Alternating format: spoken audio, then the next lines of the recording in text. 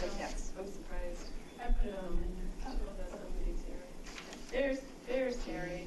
Okay, we have roll call. Yep. Please. All right. Terry Whitaker. Hello. Here, Debbie just in the nick Hayes. of time, she's absent. Rachel Tittle. Here. Her Here title. comes Christina. It's Christina. Christina Costable is walking in. Oh, no, that's No, Claire, sorry. Claire. We'll come back to Christina. Melinda Tan. Here. Daryl McCool. Here. Marcia Wren. Here. Claire Dixon. Here. And I missed the She did not say She she didn't say she wasn't, so I assume. And we can ask again if 6:30 is better for people. but- All right, let's see, we can ask. Oh, are you going to take notes, Terry? Or do you want Melinda to take notes? Up to you. Okay, Well, you weren't here, so I asked her to. I'm happy to. Okay. Agenda approval. Did everyone, no one really see the agenda, so it's hard to. It's a third line. Oh, there we go. Oh, okay. Sorry, and that's my fault. I did not get the final, and I thus did not send it out, so I apologize.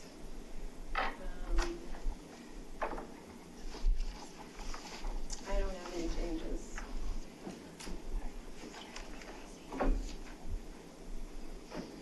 Does anyone else? That's the problem. Yeah, without the legs. Yeah. Okay, public comment then, since, gonna move right along, do we want to get to Shannon? Okay, no public, no comments, and now we are on to new business and updates, and the Roundabout Landscape Plan, and we are welcoming Shannon Weber, who has designed a number of parks in our fair town, and we're excited to hear what you have to say about The roundabout, okay. So what I thought I would do is back up a little bit and give some history on where this all started and just kind of chronologically. And that's gonna be the best way, so we're not just jumping right in with where things are sitting right now. Might be the best way of doing it. So that first item up there is a plan that I prepared for the town. Oh, back at last year, like. Yeah, Remember that. it's almost been over a year. Actually, I have a May 16, 2018 date on it. And CAPS reviewed it June 28th, 2018. Yeah, and only briefly, like, I wasn't even at that meeting. It was handed to them Okay. and, you know, at the meetings. Okay.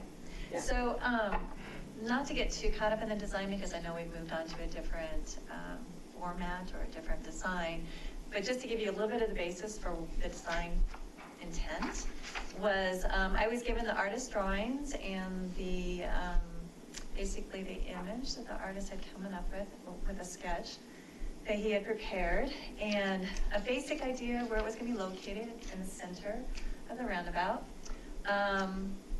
And just some conceptual drawings is what I got, and I was simply asked to do the design for the roundabout. So in this particular case, just starting out and really just told, just take it and run with it. I also picked up on the artist's vision, which was to put the boulders at the, it's kind of hard to see. Can I use this mouse for a second?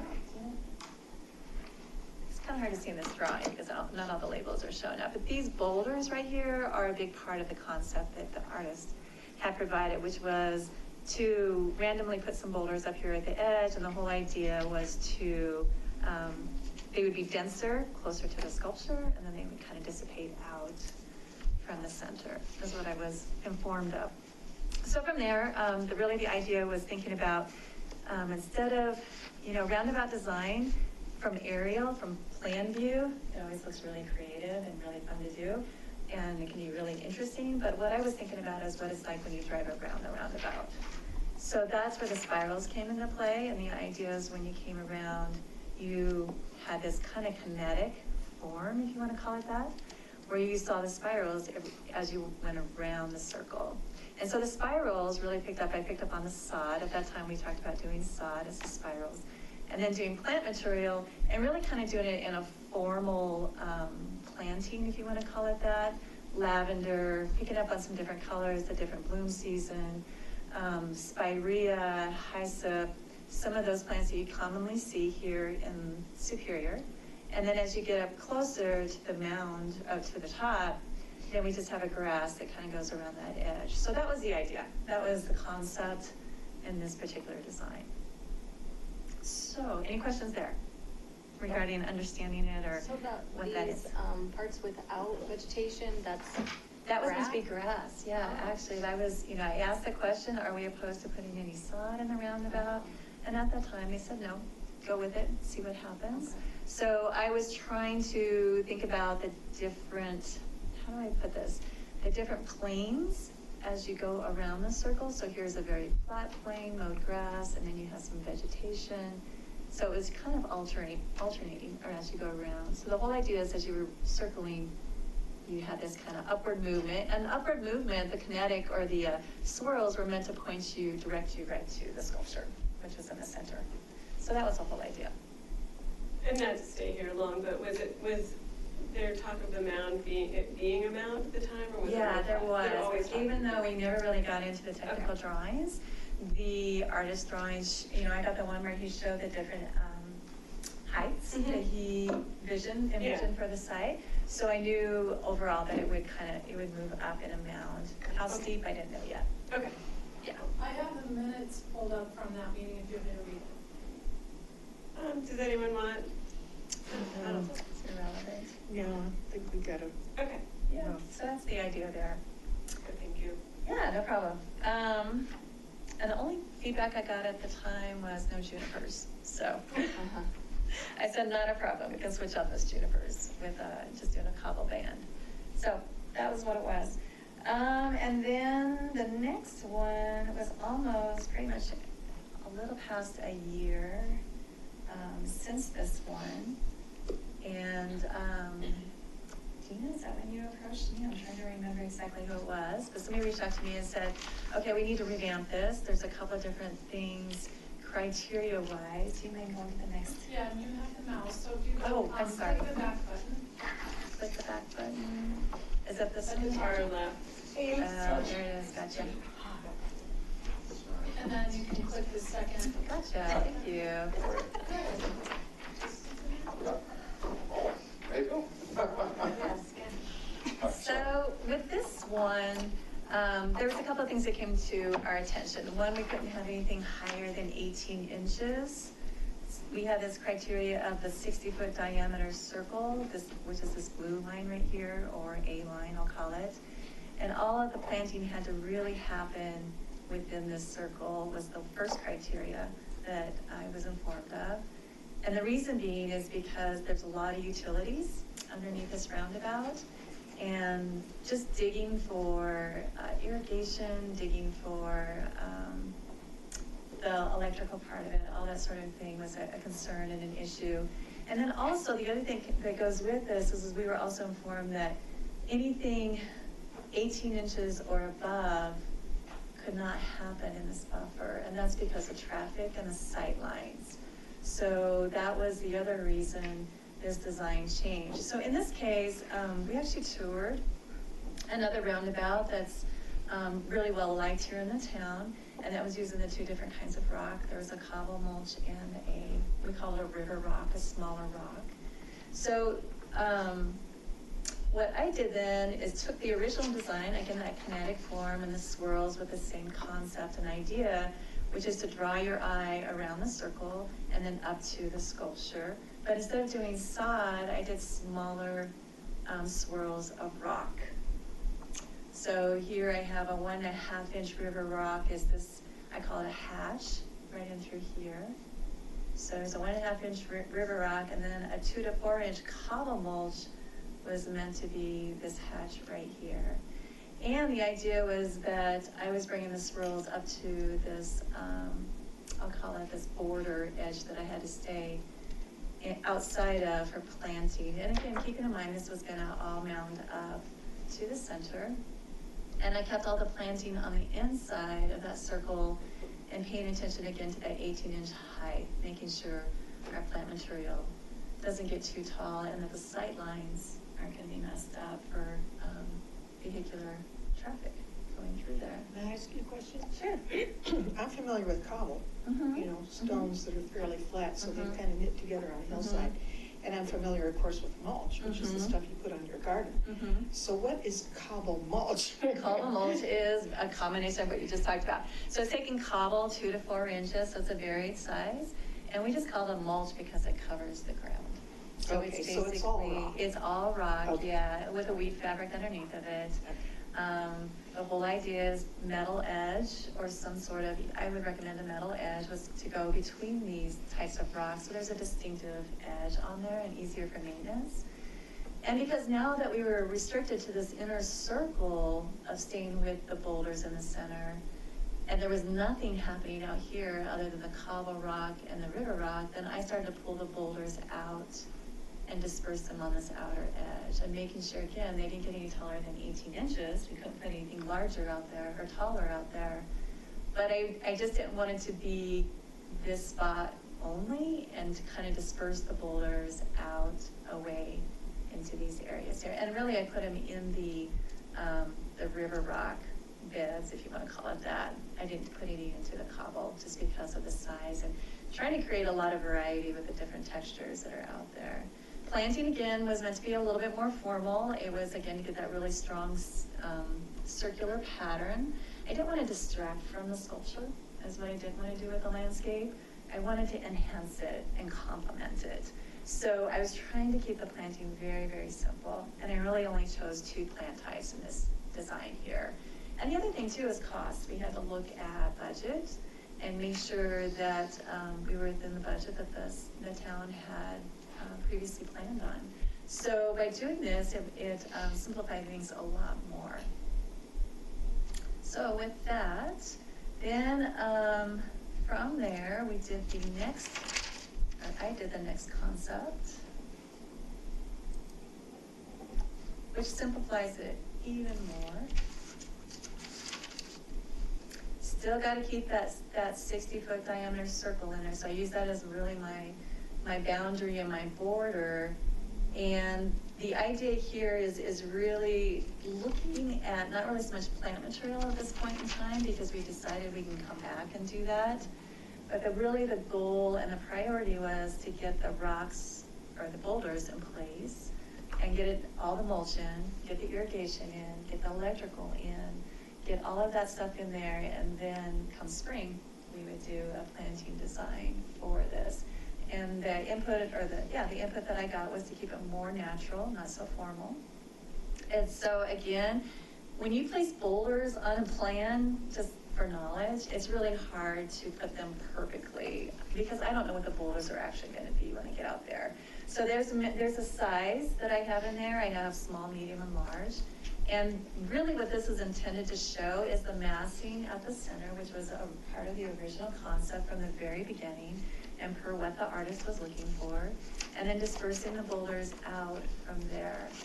And again, the idea was to use the boulders, at this point in time too, I think even before, it was probably after this first plan and the second plan I showed you, that I was informed that we're going to use the boulders that are out on the site. And so we needed to make this work with the material that's out there. Again, back to budget and making sure we can stay within the budget. And plus you guys had a great sample of material that's out there. Why not use it and utilize it as much as we can? The other 2 pieces of info too is that the manager, Magley, wanted this roundabout to look similar to the other roundabout, so it didn't stick out like a sore thumb. So that was the direction she got, was to remove the swirl. Yeah, I'm sorry, I didn't really explain that. Yeah, because we to never keep it saw out. the second drawing. Oh, okay. Yeah, and you didn't see the second one because of that point that we were supposed to take the swirl out. So there was no reason for you to review with the swirl. So with that being said, keeping in mind that the boulders that I had to use were out on the side, I just began to kind of think about where they would be placed and graphically show where the boulder massings would be. And like I said, dispersing out from there, keeping in mind the criteria of the 18-inch height that we had to follow and stay within that 60-foot diameter. And you used this plan when you met with Dow. Yeah. at the site. Yeah, absolutely. Actually, was it this one or was it the one before? It might have This been, one. it was this one, I okay. think you had both, but. I think it had This was both. submitted, what's the date on it? The date I have in here is August 21st. Well, if you do the back date, Sure. I mean, back. Go back one? It's titled August 14th. Okay. And that was the date he was Yeah. here. Yeah. Okay. August 14th? So, So it was done by then? yeah. So a week before our meeting? Before your meeting? Yeah. Which meeting? Yeah, the With August Dal. meeting. No, well, Okay. Dow was here on the 14th, or the Okay, 15th, gotcha. actually. Understand. That's when he was here. So, yeah, Dina had me come out and meet him, and they were in the process of putting up the sculpture that day. And we walked over, actually drove over to the boulders. She showed us where, actually showed Dal because I already knew about them. And I put the plan out and we talked about it, and he was good with everything that we talked about. So he didn't really have any objections to anything that I had proposed. He Scroll a knew. little too, you showed in the photos. Oh, yeah, I did. Scroll down, thank you. So, yeah, that's the next thing. I walked, I was like, okay, let's show some examples. Like I said, it's hard to see sometimes in plan view what exactly the vision is. So again, going back to what I knew the boulders look like out there on the site, which they're all a flagstone, a red flag. And they are just quarried the way they're quarried. They have that very, we call it a cut face on it when it has that very blocky look to it. They're not very thick, that's the thing about them. But I was hoping to just kind of give a vision of some previous examples of how that rock can be used on a hillside. And what I envisioned to make sure we were all on the same page before we moved forward with actually setting the boulders. So, with that being said, Dal was fine with it, and we scheduled for the boulder placing, and then we started the boulders. So it's not done out there by any means. It's just, we were 2 full days to get where we got, and we needed the entire east side done. But that was a lot of going back and forth, up and down the hill, taking out the boulders, making sure they're placed. When you have boulders on a landscape, you always want to bury them. So with the height of that flagstone, if you think about burying it, you're going to lose some of that height. So it was a challenge for me to try and get as much variety as I possibly could get, because so much of the boulders were the same size.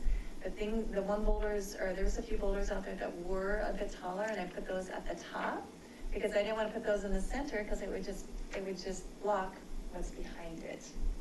So thinking about foreground, middle ground, and background, right? And putting those bigger boulders, those bigger masses up against those pillars that hold up that sculpture, and then working my way down the slope. And then our goal was to get that inner circle boulders placed, and then go back and place those outer boulders along the edge. So it doesn't just look like they're all in one circle right up there, but to kind of make it look more natural and blend it out with the landscape. So that's where we're at. Okay. What kind of plants are you going to do in the spring? So because of the 18 inches and because of the height of the boulders, once you get those out there, that was a bit of a, I kind of more or less knew, but until you set the boulders, it's a little tough to see what you can put out there because I don't want all the plantings to cover up the boulders, right? True. So we're going to be looking at almost like a 12-inch height type of plant material. And really it's going to be what I call just a ground cover, maybe some height here and there with some of the different plants material. And I'm going to do the higher stuff at the top for the reasons I just explained with the boulders, and do the lower growing stuff as we trail down the boulders. Okay. But when I was out there setting those boulders, and I know it's hard to see from the sidewalks, but if you're up at the top looking down, there's pockets, and that's what I created. I really wanted to create big pockets that I can plant, do massive planting, and then there are boulders, and then there's other pockets, and the pockets are meant to be very random, so again, it doesn't look like we have that formal linear line of plant material that you saw in the last 2 concepts that we want to move away from. Do you explain the 18-inch restriction? Because it seems like the roundabout on Center Drive, you come in and there's a big wall, and then there's plantings, and then there's the sculpture in there, so. I'm not sure which one you're talking about. The horse on there, the roundabout on your way to Costco. Oh, okay. Is that on the mound too? So there's a couple of things here with this one that, we have the topography change, right? We have the mound that we have to think about. Yep. So I was informed by the traffic engineer that he was getting complaints that as people were turning the circle, they couldn't see on the other side of the mound. Gotcha. So that's where that all triggered from. And so they came back and said, let's keep planting out of that first foreground circle and really focus the planting back from there. We're not going to be able to accomplish an open sight line just because we have a mound. The earth itself is going to create an obstacle. Right. So trying to do that balance, again, doing both things. No, and that's just good information, Yeah. because it just helps us understand more of, the challenges that you're working against. Absolutely. So that, the challenges for me out there with the contractor, and he's shaken his head a few times because I had him change and move boulders and rebalance and refit and dig down and raise up. Because what I did is I would stand at the top and tell him where to put the boulders, but then I was constantly walking back to the sidewalk to see what it would look like, especially from McCaslin going both directions, and then the street going, what is that? You guys tell me the one that's Main Street. Is that Main that's going east-west? Okay.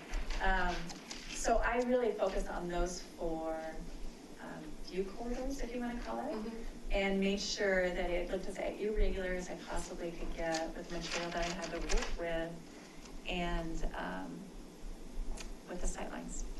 So that's really what I did. So will you be able to have plantings that are colorful? Oh, yeah. My guess, a lot of it is, I haven't really sat down and thought through the palette exactly.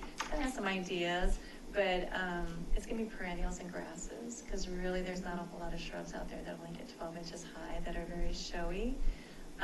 So it's gonna be more of your grasses and your. And so there's gonna be irrigation going on? Yeah, so that's the other thing too is, we have the guys from maintenance out there too saying, okay, how is irrigation gonna work? And I had to explain, you're gonna have to get a spaghetti line to each one of those big pockets of planting areas. Once we get those spaces figured out, and then they'll come in and support irrigation and make sure we get irrigation to each one of those pockets. Yeah. So that was the idea and the concept behind the whole thing. Well, and I'm glad you're here, because I thought plantings could go in the bottom section, and I think that's what Dow thought as well. So that's good to know that it all has to be within the 60. That was the request. So do you think you'll still put that kind of rock mulch around the edge? So that's the one thing that, in this design, I have a 3-inch cobble. So let me go I back. think if you just scroll up. Thank you, Daryl. So this is gonna be just a 3-inch cobble. There's not gonna be any other types of mulch out there, rock mulch. It'll be the boulders. So you'll have your red flagstone boulders, and then we'll do a gray 3-inch cobble mulch. And that'll be over the top of the weed fabric. And really, when we go to do the plantings, and we haven't gotten this far yet in terms of detail, but I really recommend when we do the 5-gallon or the 1-gallon container plant material, that we put a wood mulch ring around each one of those plants until those plants can grow up.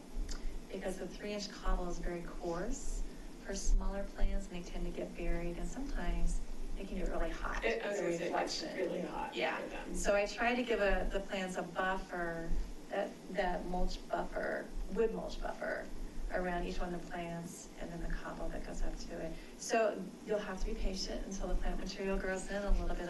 It'll look a little sparse, but everything's pretty fast growing. I'd say after your second year, it's gonna look pretty awesome. I want to make sure we didn't have a misunderstanding, because I was understanding what you were, that Dow did not want any plant material in the top circle, but in the bottom circle. But it sounds like you misunderstood, and you can't plant in the bottom circle. Yeah, the reason being to not take away from this eruption of rock coming out of the top of the hill and then the 3 pedestals. We already have a problem with the other roundabout with the grasses that came up, and they're like blocking the view of the sculpture. Right. Remember, we've talked about that before. Right, but the plants can only be so high, so I don't think they're going to be distracting. And Dow has already approved what you Yeah, I mean, I explained to Dal the same constraints we had, because I think originally he was hoping there would be some plant material to, Down low. well, Yeah. not down low, no, don't get me wrong. He was talking about the pillars that the sculpture sits on, they're so majestic, right? They stick up, and that's my thought too, is how can we, without downplaying the sculpture piece, how can we drop the scale? Does that make sense to you guys a little bit? So how can we not make it just seem like this thing is just out of there, but kind of blend it up, step it up as we go up? So as we get higher, I may be able to get a little bit higher plant material, but I won't go very high. 2 feet at the most is what I'll do. And at that time anyway, it's not gonna be a concern because we're at the top of the mound. You're not gonna be able to see on the other side of the mound anyhow, because Right. just of the grades Right. that are out there.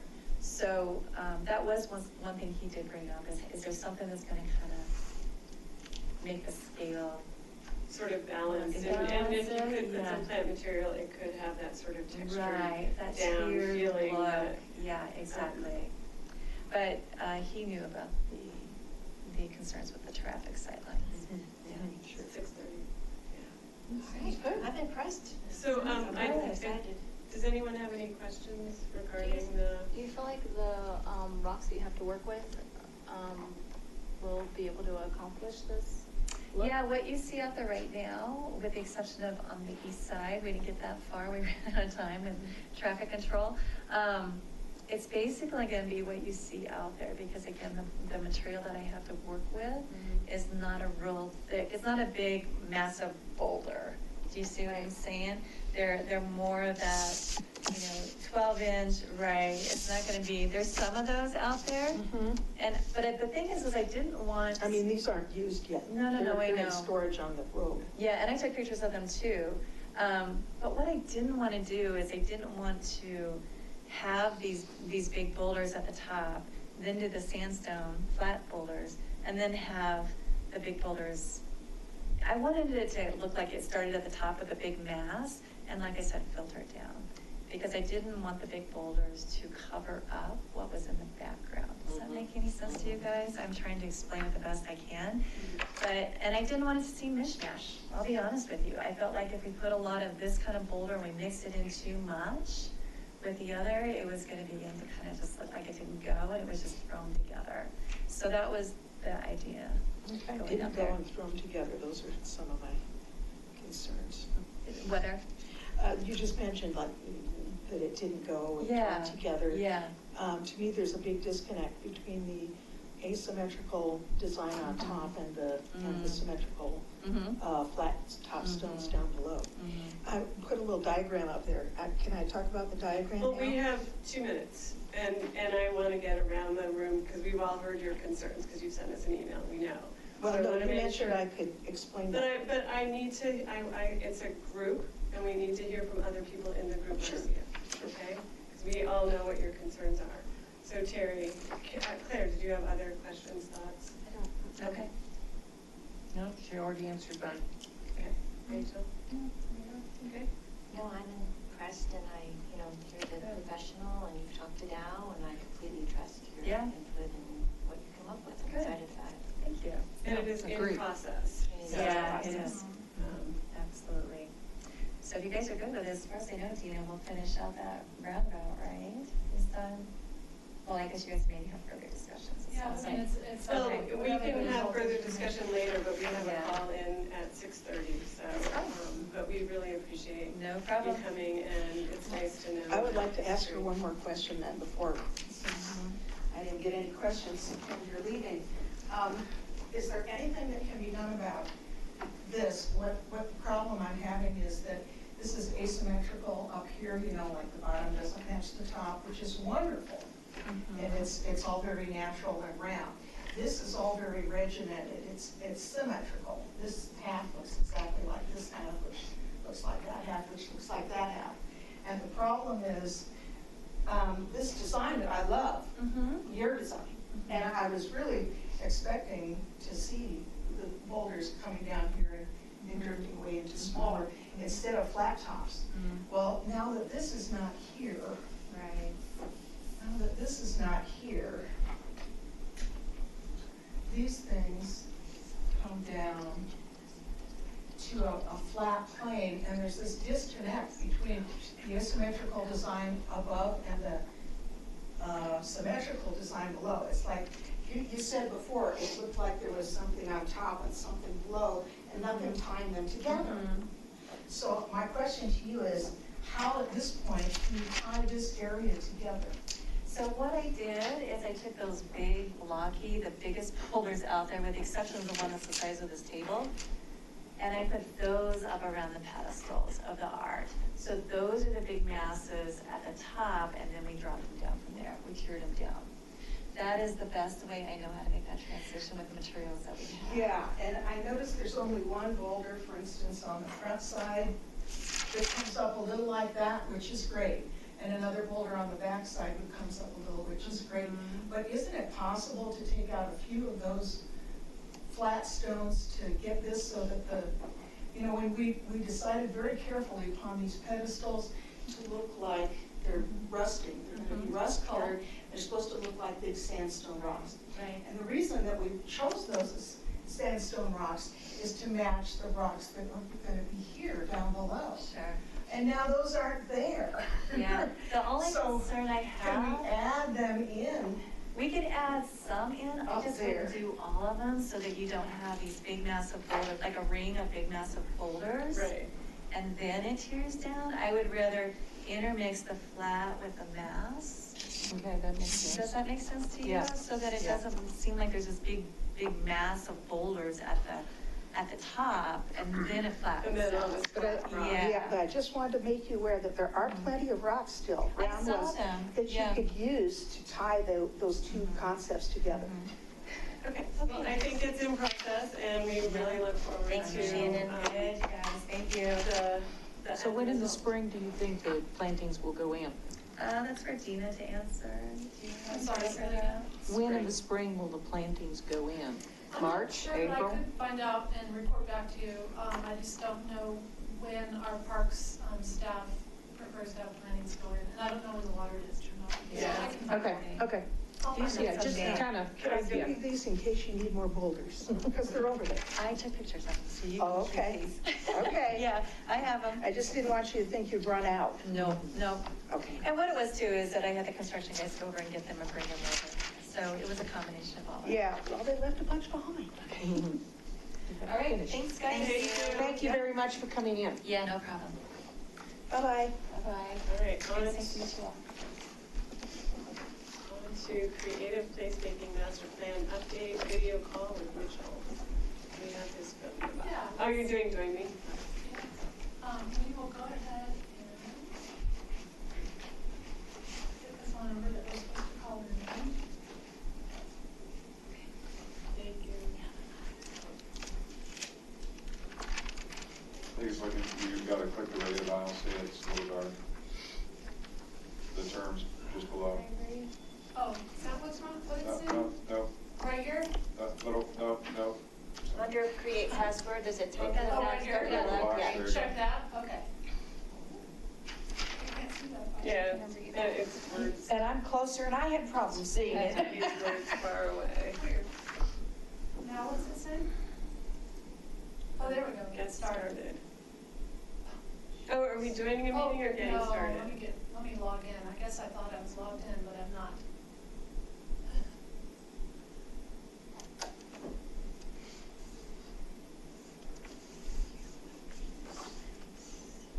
Okay, start.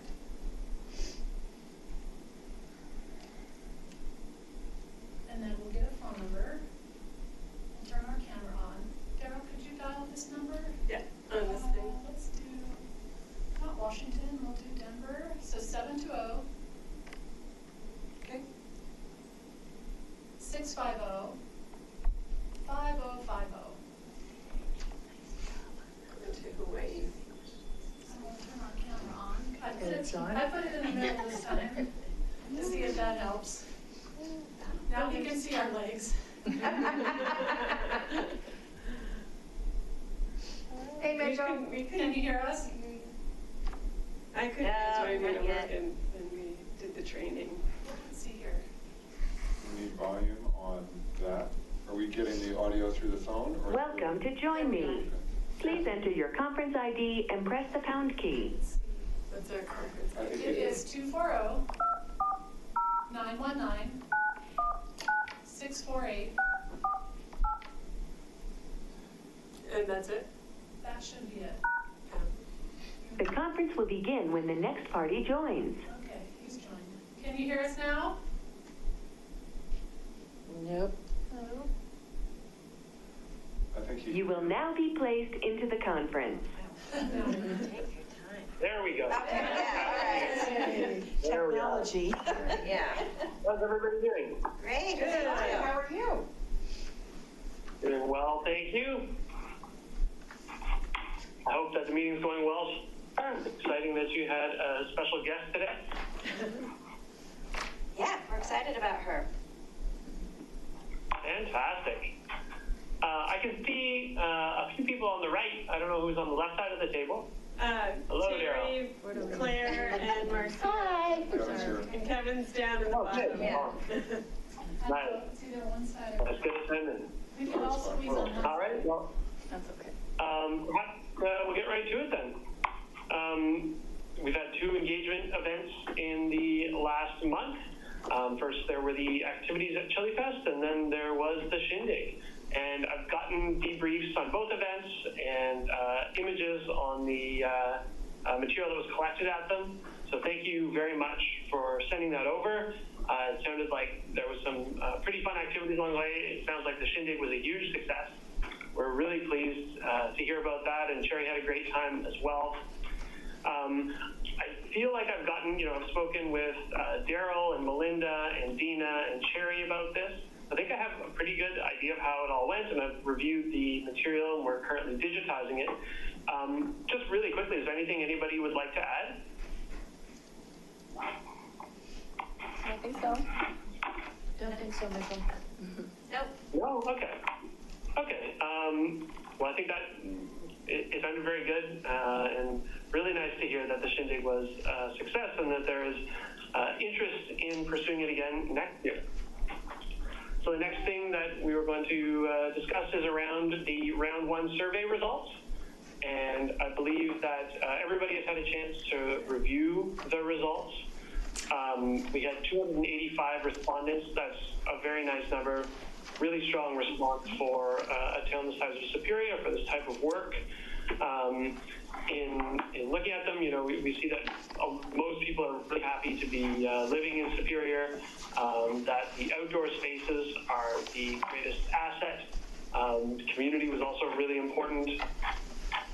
Dina did a great job summarizing the results, so more or less just taking what she did, and then I had done a slight additional review. We see that culture and arts is important to many people. Most have attended some sort of activity in the last year, movies being number 1. And they all noted that these type of activities, or I think 81% said they were important to them and their families. So that's a really strong endorsement of the work that you're doing, as well as the need for a creative placemaking master plan. I think in the results, it was about 2/3 of the people who responded were women and 1/3 were men. You see some variation on gender when various topics are discussed, so I think this is in line with what we find in most places on this type of topic. And I was really pleased to see a pretty solid distribution in age among the respondents. It seems like we're reaching a pretty strong cross-section of residents. And yeah, we used that material to craft the second round of questions, and thank you very much, Claire and Rachel, for joining us with that and adding your comments and input. So round 2 is now live, and if any of you have had a chance to look at it, you'll note that a substantial part of the strategy around 2 is to reflect back what we've heard in round 1. An important part of that in itself is just to say we have heard you and we want to go deeper into what you're saying. And so that survey is now open, and we're asking about some of the favorite places where people would like to see more art, so the parks, and then specifically which parks, as well as what sort of materials that they're interested in seeing in downtown Superior and Marketplace, which were the second and third choices as top-ranking locations where people would like to see more culture, arts, and public space improvements. In terms of the paper engagements, the spectrum piece that we had at the Shindig, we saw that respondents were sort of more interested in colorful art than muted, in traditional rather than contemporary. And so I think that's an important piece to help inform, the murals and statues and garden art and other activities that may fit in along those lines. I think there were a handful of people who said, we don't need any more art in Superior, or this shouldn't be financed by the town. I believe that there were something like 13 respondents out of 285 who had mentions about that. And again, I think you're going to find that. A town is made up of people with a diverse array of views, and this is more or less in line with what we find elsewhere. So now we're excited to see the outcomes of the round 2 activities, and we're now really starting to assemble this content and work on the ideation. And we'll get to this further later on in the meeting, but my intention is to have some basic ideation and a bit of a structure around how we're looking at the Creative Placemaking Master Plan, ready to review with you at the next meeting, the October meeting. And that's going to be a chance to go over, to say like, okay, people really love events. What events do we have now? Is there space for more? So that's one of the key questions that we've asked in a couple of different ways in the round 2 survey. And then how are we going to conduct this? Is it going to be major events, or is it smaller community-oriented ones? The same goes for the types for murals and locations and an array of other activities. I'm thinking that the downtown Superior folks are going to be especially interested in seeing what people are eager for in their area. So I'll be organizing something with them just to review some of the results. It doesn't seem like we've had really any interest from the owners of Marketplace. And so that is a bit of a question about what we can influence there. I know the town has worked really hard in having the Superior Spectacular there. So perhaps that garnered further interest in these activities. But of course, that being private land, there is only so much that the town can motivate for, and that taxpayer dollars would want to be spent on that. On the engagement front, the final pieces are with the last interviews. So I have a meeting with Jim Payne on Tuesday at 11, and so I'm going to interview him during that. And I reached out to Sharon Nemchuk at the library a couple of times.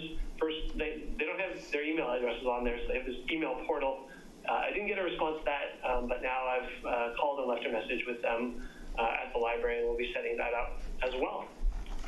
I have her direct email, and I've also heard that her mother is very ill, so, but I can get you her direct email. Does anyone have Jim Payne's email? I do. It's not working either. You do? Oh, great. I have one from the past. I can try that. Okay. Yeah, I've received an email for Jim, but I got a bounce back, but we spoke by phone, so we're all good. But okay. If you are able to share Sharon's, that would be much appreciated. And with the digital engagement, so after the Chili Fest and the Shindig and the second round of digital engagement and these final interviews, the substantive components of public engagement will be complete, and it is then about turning that feedback into actionable outcomes that we'll be able to discuss at the next meeting about the types of culture, art, and public space that we're recommending to pursue, and that's when we'll have the optimal time to review with you and discuss. So I'm expecting that the next meeting we will likely take about 2 hours to review all of the content. So just flagging that now. Maybe it'll be a little bit faster, but there'll be a lot to go through, I think, at that time. At our next CAPS meeting, you think 2 hours? I think it will be, I mean, we'll say an hour and a half, but it'll be in that range. And the next CAPS meeting will also be quite strategic in that that meeting is October 24th, and on November 18th, I will be presenting the draft plan to the Board of Trustees to get their initial thoughts. And we will still have room for adjustments there, based first on what your feedback is on the 14th or 24th of October. And we'll make some adjustments in time for you to review at your mid-month meeting for November. And then, on the 18th, share with them. There's further room for adjustment there. And then one of the things that I'd like to talk about tonight is around the feedback event, the public feedback event, and how we will, or activity, however we want to organize that. And we've got a couple of ideas there. And so we'll get to that just after the research plan. But before we go any further, does anyone have any questions around or comments around the engagement activities, either in person or the digital rounds that we've been conducting over the past month? I have a question about the round 2 survey. Do we know how many results we've gotten? Because I tried really hard to engage with some people at the shindig, and it was difficult in that there were kids running around, and I could tell that, the people I was talking to really wanted to give it time, but maybe couldn't do it in that setting. So I'm wondering if we could push it in the same way that we pushed the first one. Hopefully people that saw the first one might be like, oh, look, another one. Yeah, so we have the same outreach strategy. And Dina is running this, so maybe she can speak to both those points. Yeah, we have the same outreach strategy. Right now we have 27 responses. Okay. And we have... What's our goal? What would be for this round? Like, probably lower than the first one? Probably similar to the first one. We were hoping for at least 100. At least 100. Can we do the push before the weekend? Because I do know a lot of people, we pushed and then it got closed on them.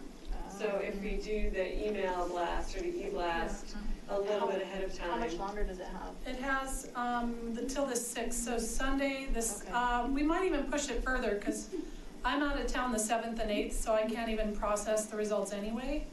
So we could close it at like midnight on the 8th. Which is a Tuesday? It is a Tuesday, yeah. So then if we did the e-blast push like the Thursday before that weekend, then that gives people the weekend and a day or two. Yeah, I can do, they don't. It's already on a Facebook boost right now with a different closing date because we changed the closing date. So I'm going to push an e-blast and a new Facebook post on the 30th. And then we'll do an e-blast the 30th, and we can do an e-blast like, I can schedule it for the weekend, Saturday if you want, or it could be Friday. I would send the e-blast on Thursday. Thursday the 3rd? Yeah. Okay. Yeah, that's great. All right. Because then that'll give people the weekend to... Okay. Excellent. And as Dina noted, we'll probably be open till about the 8th. It's nice in that we have a little bit of wiggle room here. With round 1, we wanted to ensure that it was closed and we were able to assess the results and prepare the round 2 questions prior to the shindig, which was on Saturday. So that was a very tight turnaround. So I really appreciate all the effort that everybody put in reviewing and then commenting on that. And, we were pleased with how that all looked. And yeah, I think the results are good. It's fascinating to read through the individual comments along the way, as there are some clever ideas about specific types of art that people are interested in seeing and locations for them. So that'll be, I think, playing a nice role in what we'll present to you in October. Right. And so the next part is around the research plan. I believe that Dina circulated an email about that a week or two ago. ago, and then reattached it with the agenda for evening. We'd received significant feedback just about how much time and effort this was going to take to conduct by if CAPS was going to be conducting the full activity, had been sort of bounced around, and we recognize that as a volunteer committee, many other things that are occupying your time, and your role here is to oversee and guide the activities, but to conduct this substantial amount of work was going to be quite challenging. So Dina and I worked over what a more appropriate approach could be, and so you'll have space to contribute to the needs assessment, as well as the to review the public art policies and procedures. And this, I think, is a more streamlined approach, just because on a really fact that we can only have these meetings with either 2 members or once a month with the whole committee does make it difficult to make adjustments to kind of match with the rest of the pace of this project. Dina, would you like to speak at all further to activities around the needs assessment and policies? Sure. Daryl, how do you want to approach just that list? Do you have any thoughts on how you want to talk about those next steps, or? No, I mean, I think that just your plan behind it is good, and one idea that Melinda and I were tossing out was having us divide into subcommittees of 2 that would help review the work that you're doing, so that we can move along and not get bogged down, because it seems like, and then obviously present it to the whole committee, but then that way we can be a little more streamlined and effective, in my opinion. Can you kind of describe what these documents are? I feel like I'm kind of in the Sure. dark. What are these? Sure. Mitchell, do you want to describe a needs assessment? So the needs assessment, I mean, the format can vary significantly, but the idea is that we will,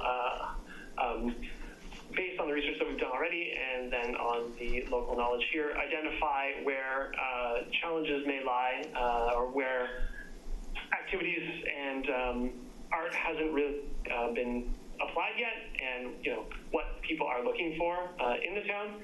We'll combine that with the cultural assets that the town has, and identify ways to help support the fulfillment of the ambitions and desires around culture and art in the town. So that's basically an analysis of all the engagement that's happened, or? Well, essentially, you can look at it like this. If we find that people want us to have more events and festivals, that's a need. So the community needs or desires that. And so the needs assessment says, these are the things that the community or this CAPS group needs or wants. And then you combine that, as he said, with the assets already in place to help you fulfill those needs and desires. Okay. So one idea is to have, I think, and Melinda mentioned to me that you guys already have some of the these needs and desires written somewhere, probably in the Dropbox. That we worked on last year. Yeah, that you may have already worked on, so that's a really good starting point, where we would say, okay, here are the things we think we want, here are the things we think the community wants, here are the assets that will help us implement those. So that's the needs assessment. Okay. So the way a subcommittee could help is help me develop that list. So what are the needs and desires? And then what is the asset? And then with that, we would map an asset if it's mappable. And then it gets turned into I don't know how many pages, but I mean, it could be 4 or 5 page report. And then we give that report to Mitchell for review and analysis when he's making his recommendations. Okay, but we would be using survey results to determine what the needs and wants are. Right, yeah, survey results. The interview, and also, I think an important one, it certainly isn't informing everything, but around downtown Superior, they are very aware of the need for experiential activities to draw people in. While we've heard less from the owners of Marketplace, the fact that they are the click of a mouse from online retail would suggest there are needs around drawing people to the location. And then, of course, there is the town's economic consultant. So we'll be organizing a discussion with him in the lead up to this as well. So one idea that came up in the email that I sent a couple weeks ago that's attached to this is I could do a really quick tutorial for everybody who wants to contribute to the needs assessment. Then Daryl and Melinda chatted about the next steps, and they thought, let's put a subcommittee together to do that. So there's many ways that we can do this. If there are people who want to contribute to the needs assessment, we can either do it by email and you just send me your lists and I can, give you a short tutorial on what kind of info to include. Or the subcommittee could meet one time. We could do it together. We do some brainstorming. We get on the computer. We do some mapping. And we kind of start formulating what the needs assessment report is. And then I would write it and then submit it to CAPS for review.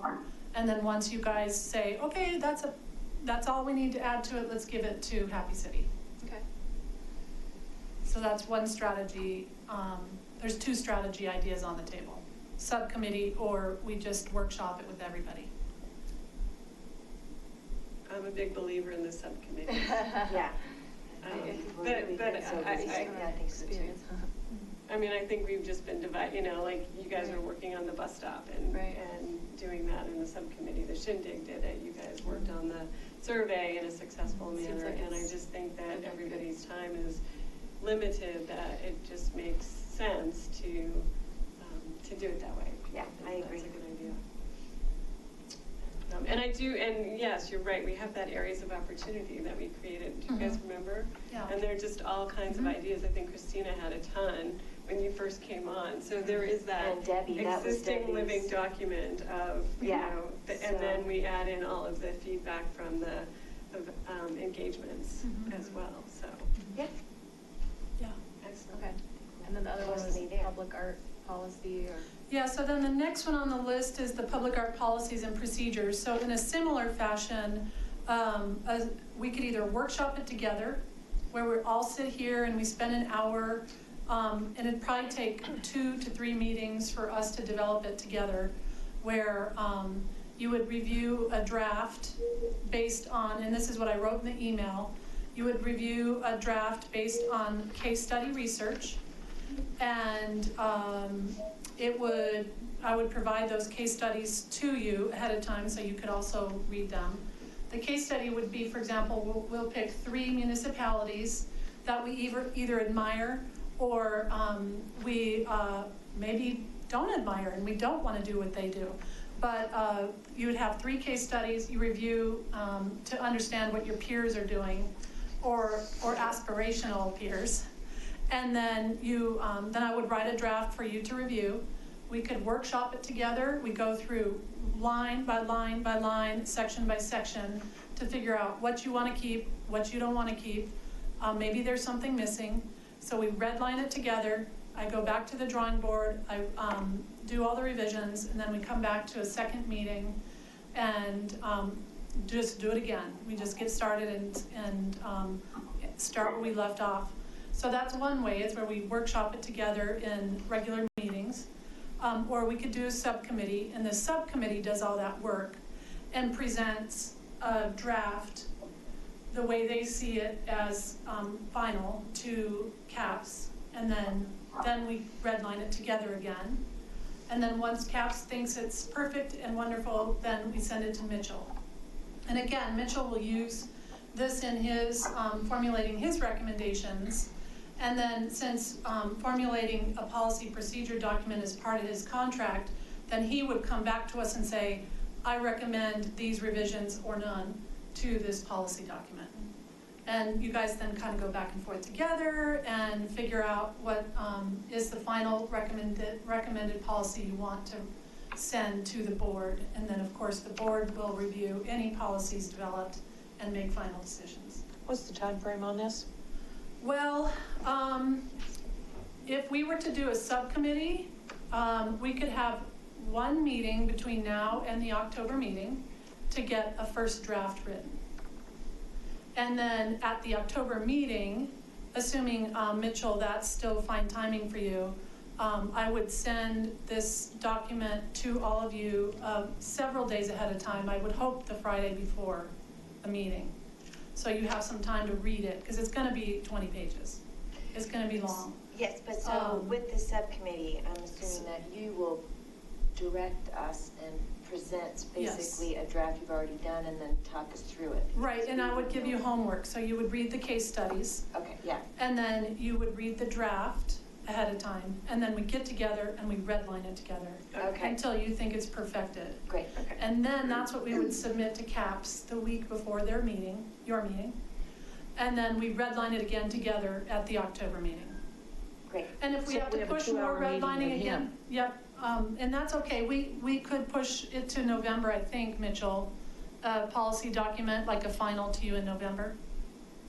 Yeah, I mean, I think the CAP's knowledge of the town is the most important piece, and so the needs assessment and being able to dig into some of the activities that we'll recommend is really where the greatest value lies. I mean, policy tends to be a bit dry, and there may be strong opinions on, the procurement plan and insurance policies and, the rate of cleaning these activities and whether the garden art would be something that is maintained by the maintenance teams that are already doing the landscaping in Superior.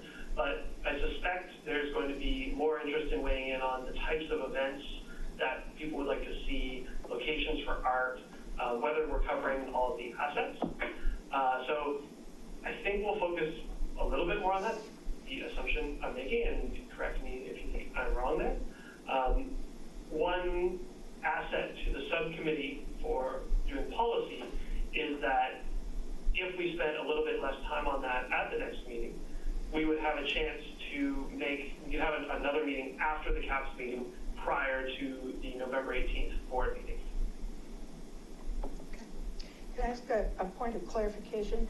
I heard you say, Dina, once we think it's perfect, we submit it to Mitchell. When you say we, you're talking about the CAPS group, right?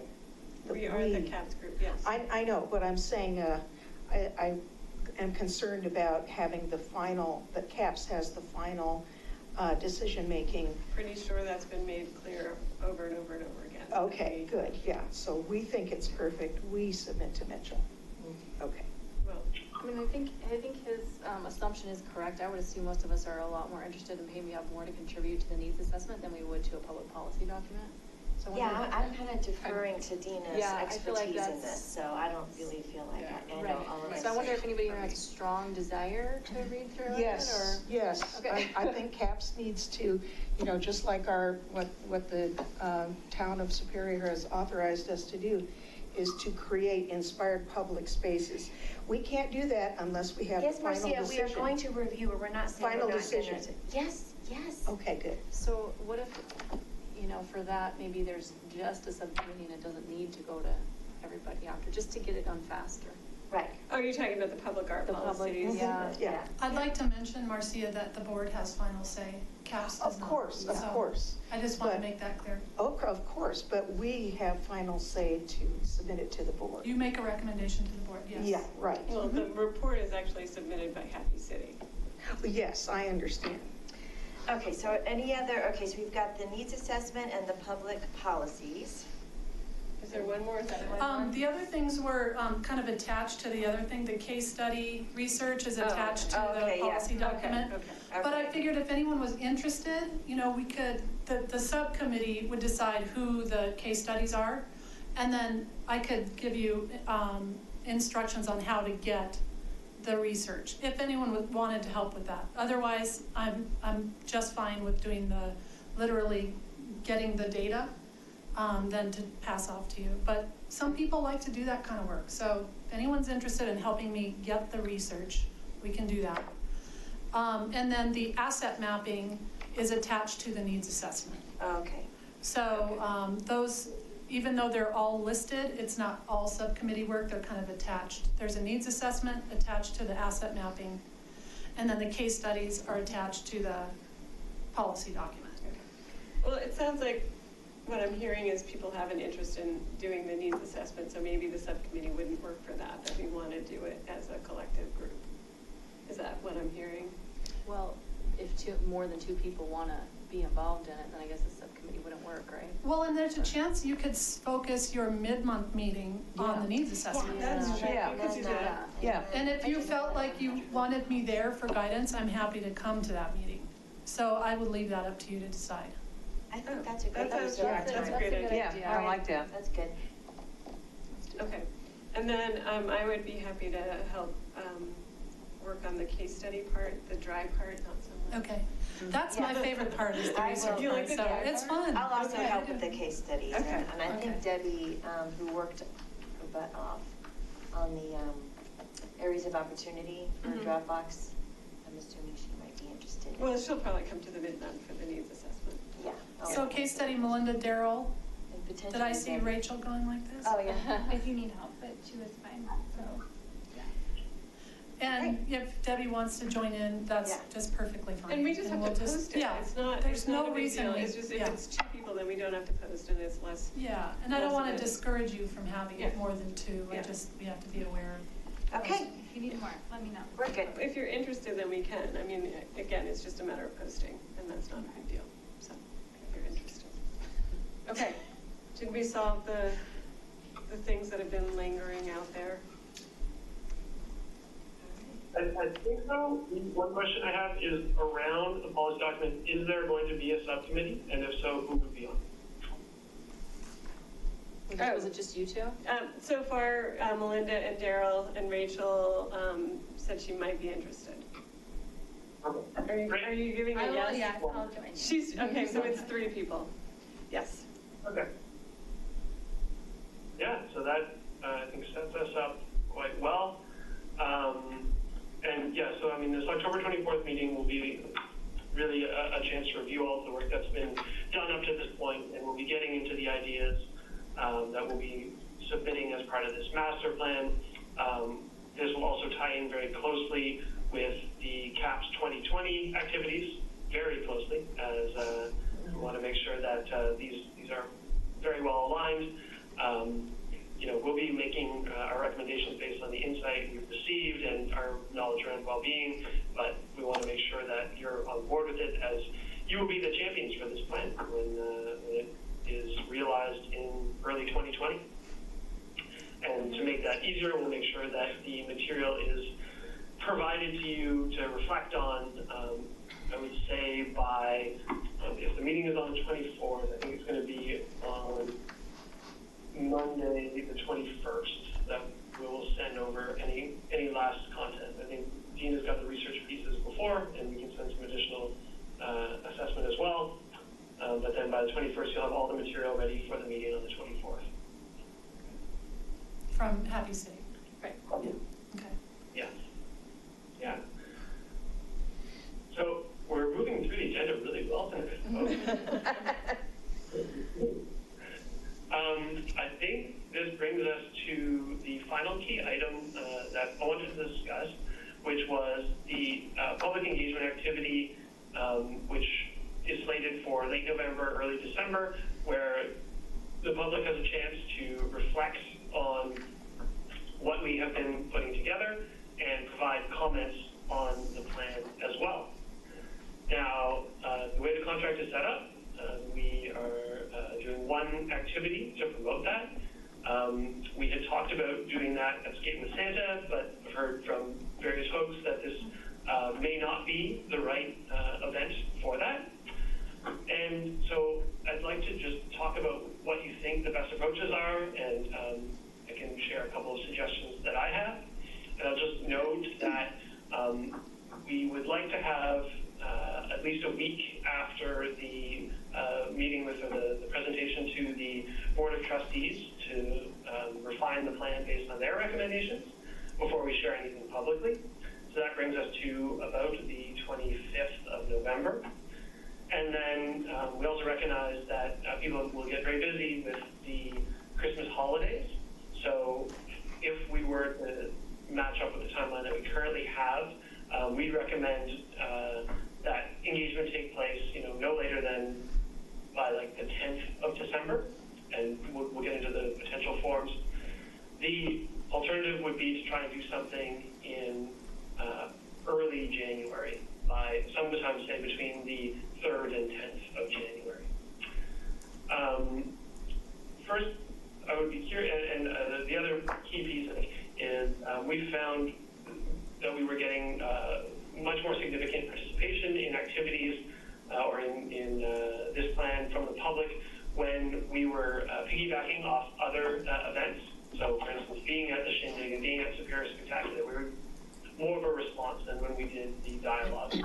So I think that would be the best way to go. And what I envision in this early stage is that so the physical component would be around likely a series of posters where we include a pretty concise summary of the types of activities that we're suggesting and a timeline for conducting them. I imagine we'll be including a financial component as well, but we'll have to discuss that further, we being town staff and I. And so the idea would be that people are flowing through and we're able to talk with them for a little while about the plan, guide them through what we're doing, and have a few different options for feedback. With all of that said, I'd love to hear if there's anything, any way that you think that could be conducted, and then along the way I can share a couple of my thoughts. I attended an engagement activity that was right in this room, and it had to do with when there was a proposal for a recreation center at the sports stable. And I thought it was really effective. There were like different ideas for floor plans that were just kind of posted on the walls, and everybody got Post-it notes, and you were able to kind of review it on your own and then write questions and stick them onto those posters. And then there were also people around that were answering questions. So I liked that format, and it sounds a little bit like what you're describing. Great. And do you remember what sort of turnout there was for that event? I thought it was pretty good. I mean, I think they held it over a couple nights. And when I was here, I remember it being 30, 40? Yeah, a decent number of people. I don't think it was in the winter, though. I can't really remember when that took place. But I feel like the room was pretty full. Great. And by the sound of it, Skate with Santa is about the only event, like significant town event that's planned in late November, early December. Is that correct? Where we may want to participate in. That is correct.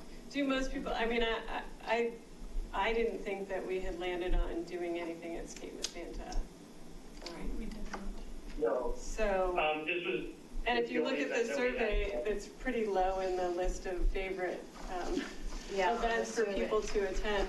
I had a thought, and I know it would require work, but Debbie would love it, is bring back Count the Lights, but actually put a tent up and have activities inside the tent as well, and just have that as a draw. And it could be, I know when they used to have it 2 years ago, it was Skate with Santa and then Count the Lights were on, they piggybacked on each other. And they were, I can't remember the numbers of people, it was dark, but. Well, I could certainly ask the chamber, since it really is their event from what I just learned, that the town is just helping. I could see if they are open to not doing Skate with Santa and doing something else. I mean, I don't know if. Or if there's an event that we could do with them. Yeah. Honestly, the Shindig was incredibly successful, and that was, pulled off in a month. So I have a feeling if we wanted to do something, my friend makes lanterns, and we could actually do it, it's around the solstice, and you bring back the light, and there could be activities around that. I like that idea. As long as we provide heat. Yeah. Well, that's why I'm saying put a tent out there. Yeah, like heat. a tent with heaters, and then some of the beloved activities that Debbie really Do we likes. have a way in which to do a bonfire or anything of that nature? There's the big grill out there. More about Count the Lights? What'd you say? Could you tell me a little bit more about Council Light? It was started a few years back when we have an antique fire truck that was really rusted, and they literally wrapped the antique fire truck in all these Christmas lights and had an activity where people came and counted them. There were carolers and Santa was there. You had to find the elves in the trees, and the youth leadership had marshmallows, and so we did s'mores. It wasn't a huge activity, but it was well received. I think the last year they had a hay wagon kind of, or a horse ride around. They were touring around looking at the Christmas tree lights in town. It's outdoors though, right? It's outdoors, but that's why I'm saying let's put a tent. Yeah, and so in the tent would be the engagement. Yeah, I think it's just an idea. It's just something that came into my head, and I thought, I've heard Debbie mention it again and again, and was really disappointed when it got, sort of pushed over into it wasn't Skate with Santa. I mean, it was just Skate with Santa. It wasn't Count the Lights anymore. So I suppose if we enhanced it a little, like you're saying, then it might be a bigger draw. I think now the timing might be perfect too. The Shindig was fairly well attended. I think people will be kind of looking for that kind of event. So if there was something that was similar that we kind of adapted, that my guess is that it would draw quite a few people. Yeah, we can maybe call it something. I don't know if full disclosure here, our business is the headline sponsor for Skate with Santa. And I have a planning meeting for that on Monday. So they've started planning then, it sounds like. Gotcha. Well, but it hasn't been planned yet, but it's in the Well, plan. we're not trying to take away from, I'm personally not trying to take away from that. Right, That's a chamber activity. An additional. It'd be a different event. Yeah. And it was different events altogether. I think it could be. It doesn't have to be a Skate with Santa. But I like the idea of doing it around the solstice, but that's awfully close to Christmas. Well, that's too far. He's saying we have to do it early on, but I'm just saying, in that time frame, kids could make lanterns. It's really fun. When is Skate with Santa? December 7th, so it's the first week of December. I mean, this event sounds great. So I guess one question I have is, to ensure that the town budget to carry this out. If we were to do it, as an outdoor activity, it sounds like we might, pair that with Skate with Santa. We might get a little bit broader audience, but still have the folks that are coming in and out, and it kind of makes it a bigger event for the town all at once. I think that sounds really nice, and so if all of those pragmatic components come together well, I think that sounds like a really lovely event. And as an aside, when doing public engagement, if you're dealing with people who are there for a very happy reason, I feel like we will get a more positive response than we might at other activities. So I think this sounds really nice. And saying one other thought that I had was around setting up a tent at Marketplace and intercepting Christmas shoppers. I know that the shop are coming to the Marketplace from outside Superior as well, so it sounds like the Council Light would be a chance to really, get more of the Superior residents in. It also is another reflection of what we're trying to achieve with this plan by creating these events that are drawing people in and connecting them with each other, and celebrating these things together at Christmas time is really nice. So I think this all sounds really good, and it would just be about ensuring that we have the capacity to do that, the budget to do it, and determining the date, ideally combining it with, or having it into Skate with Santa. Well, one of the ideas I've always had, and some people haven't really loved it, is that you do Skate with Santa and you make lanterns, and then you walk the creek path over to Asti Park, where we could have the Count the Lights event. So it really truly could be a combined festival. You can have art along the way, on the pathway along the creek. That's cool. There's actually a German-Austrian holiday called Laterna, where their kids make all those lanterns, and I think it's November 11th though, which would be too early. But it's cool. They have those events and then they walk around, and it's like a lantern parade. Mm-hmm. It's like a thing.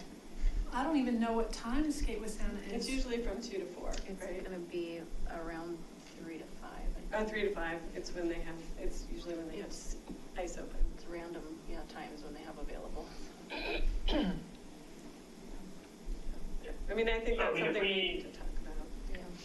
I do, oh, you just disappeared. No, and I like Claire's idea too. I do think that people come to town hall, but I think you get a bigger draw with an activity That's than true. just to come to town hall and give your advice.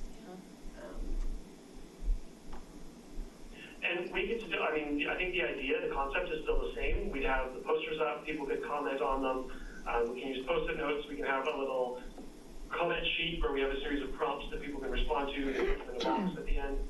So I think we can achieve everything that we'd like to with that in a way that really showcases what we're hoping to achieve with this master plan.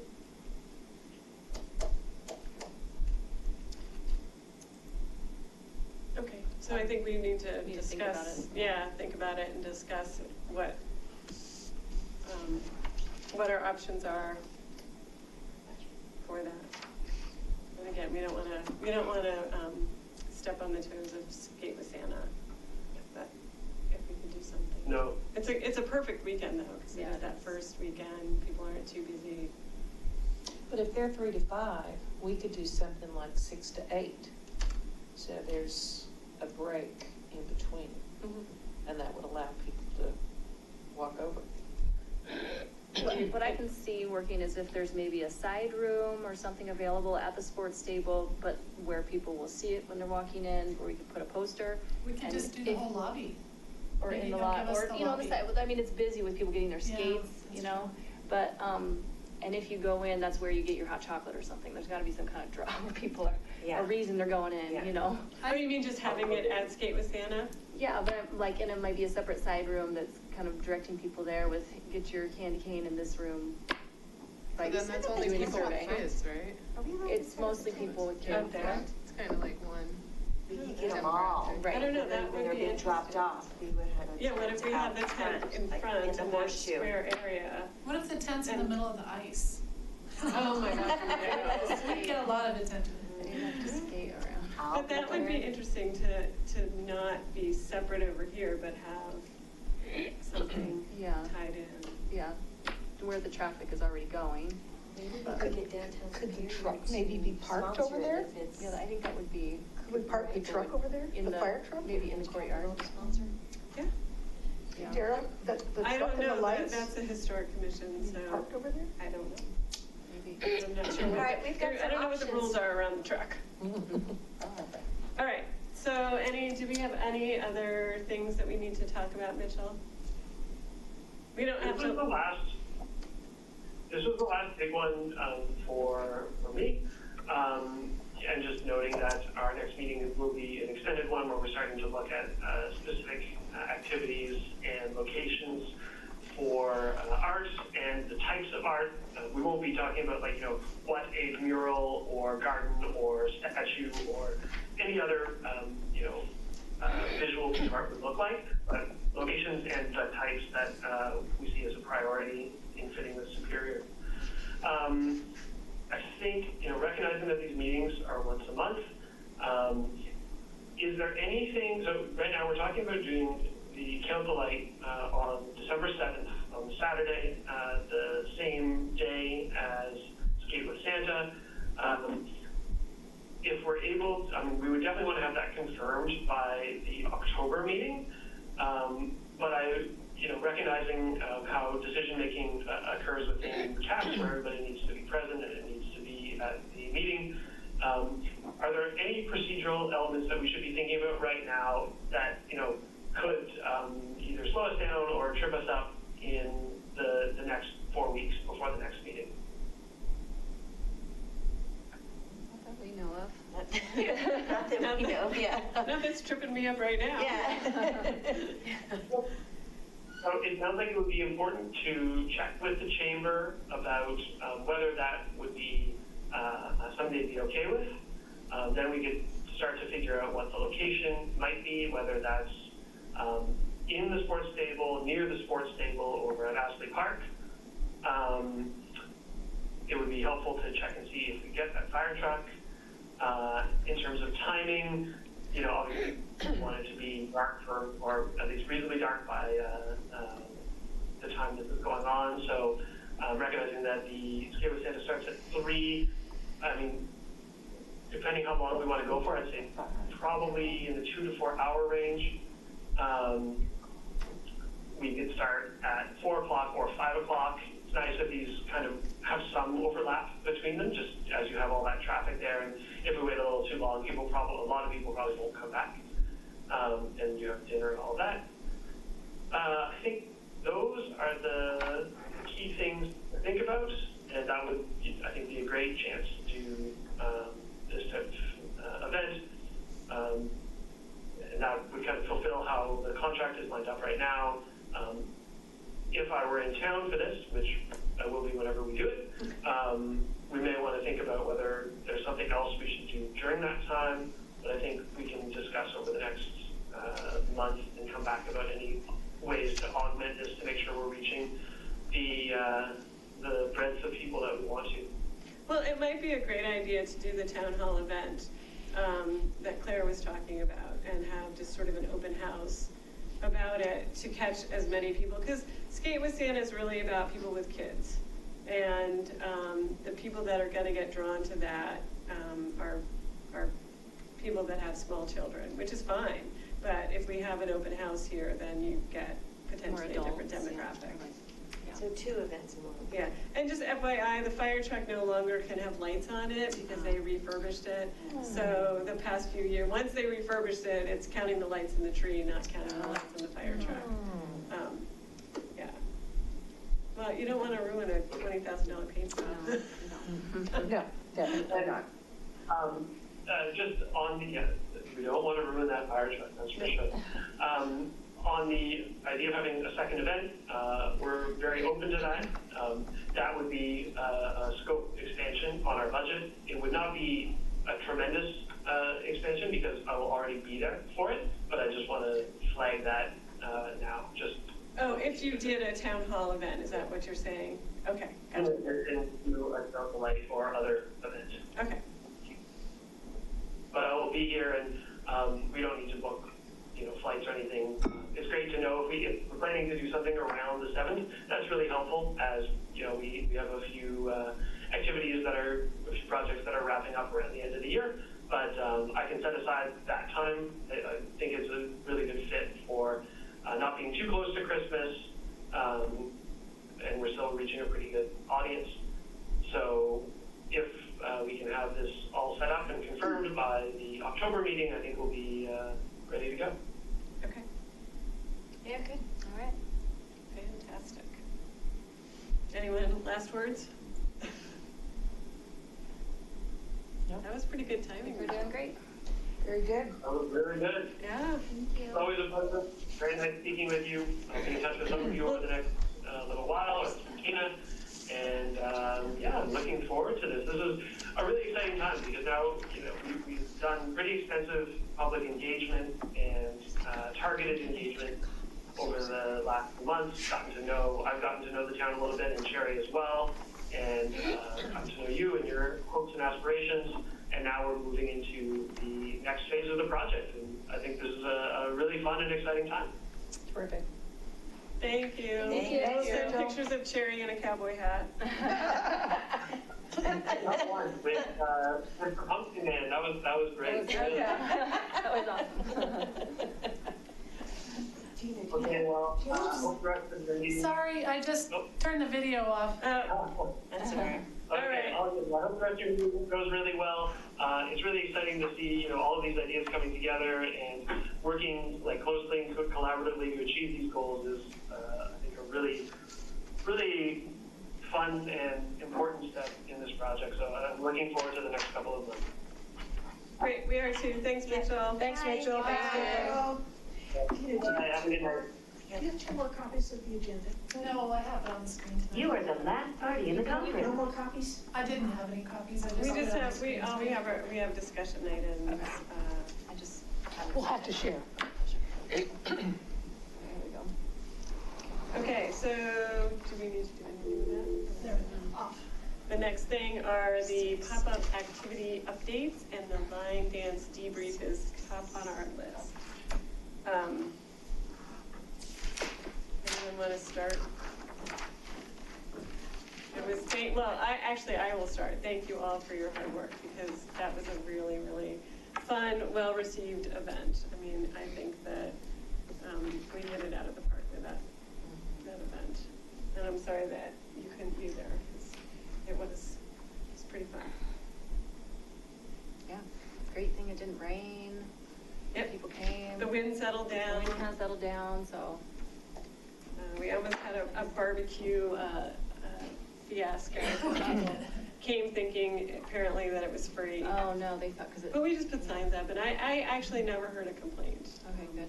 Somebody came and said, it says on the website it's free. I think we nailed the marketing. Yes. So I think we've got the formula down. I think we used every avenue available. Yeah. And I think that worked. And so my neighbors said they liked, the mailers, and then you guys did a great job with the signs in the yards. Yes, my neighbors, a few of them actually came. Yes, I'm talking to you. So those were the two that they liked, and then I think the email, and then my other neighbors came and they liked the email. So the broad spectrum, I think we've got the magic formula.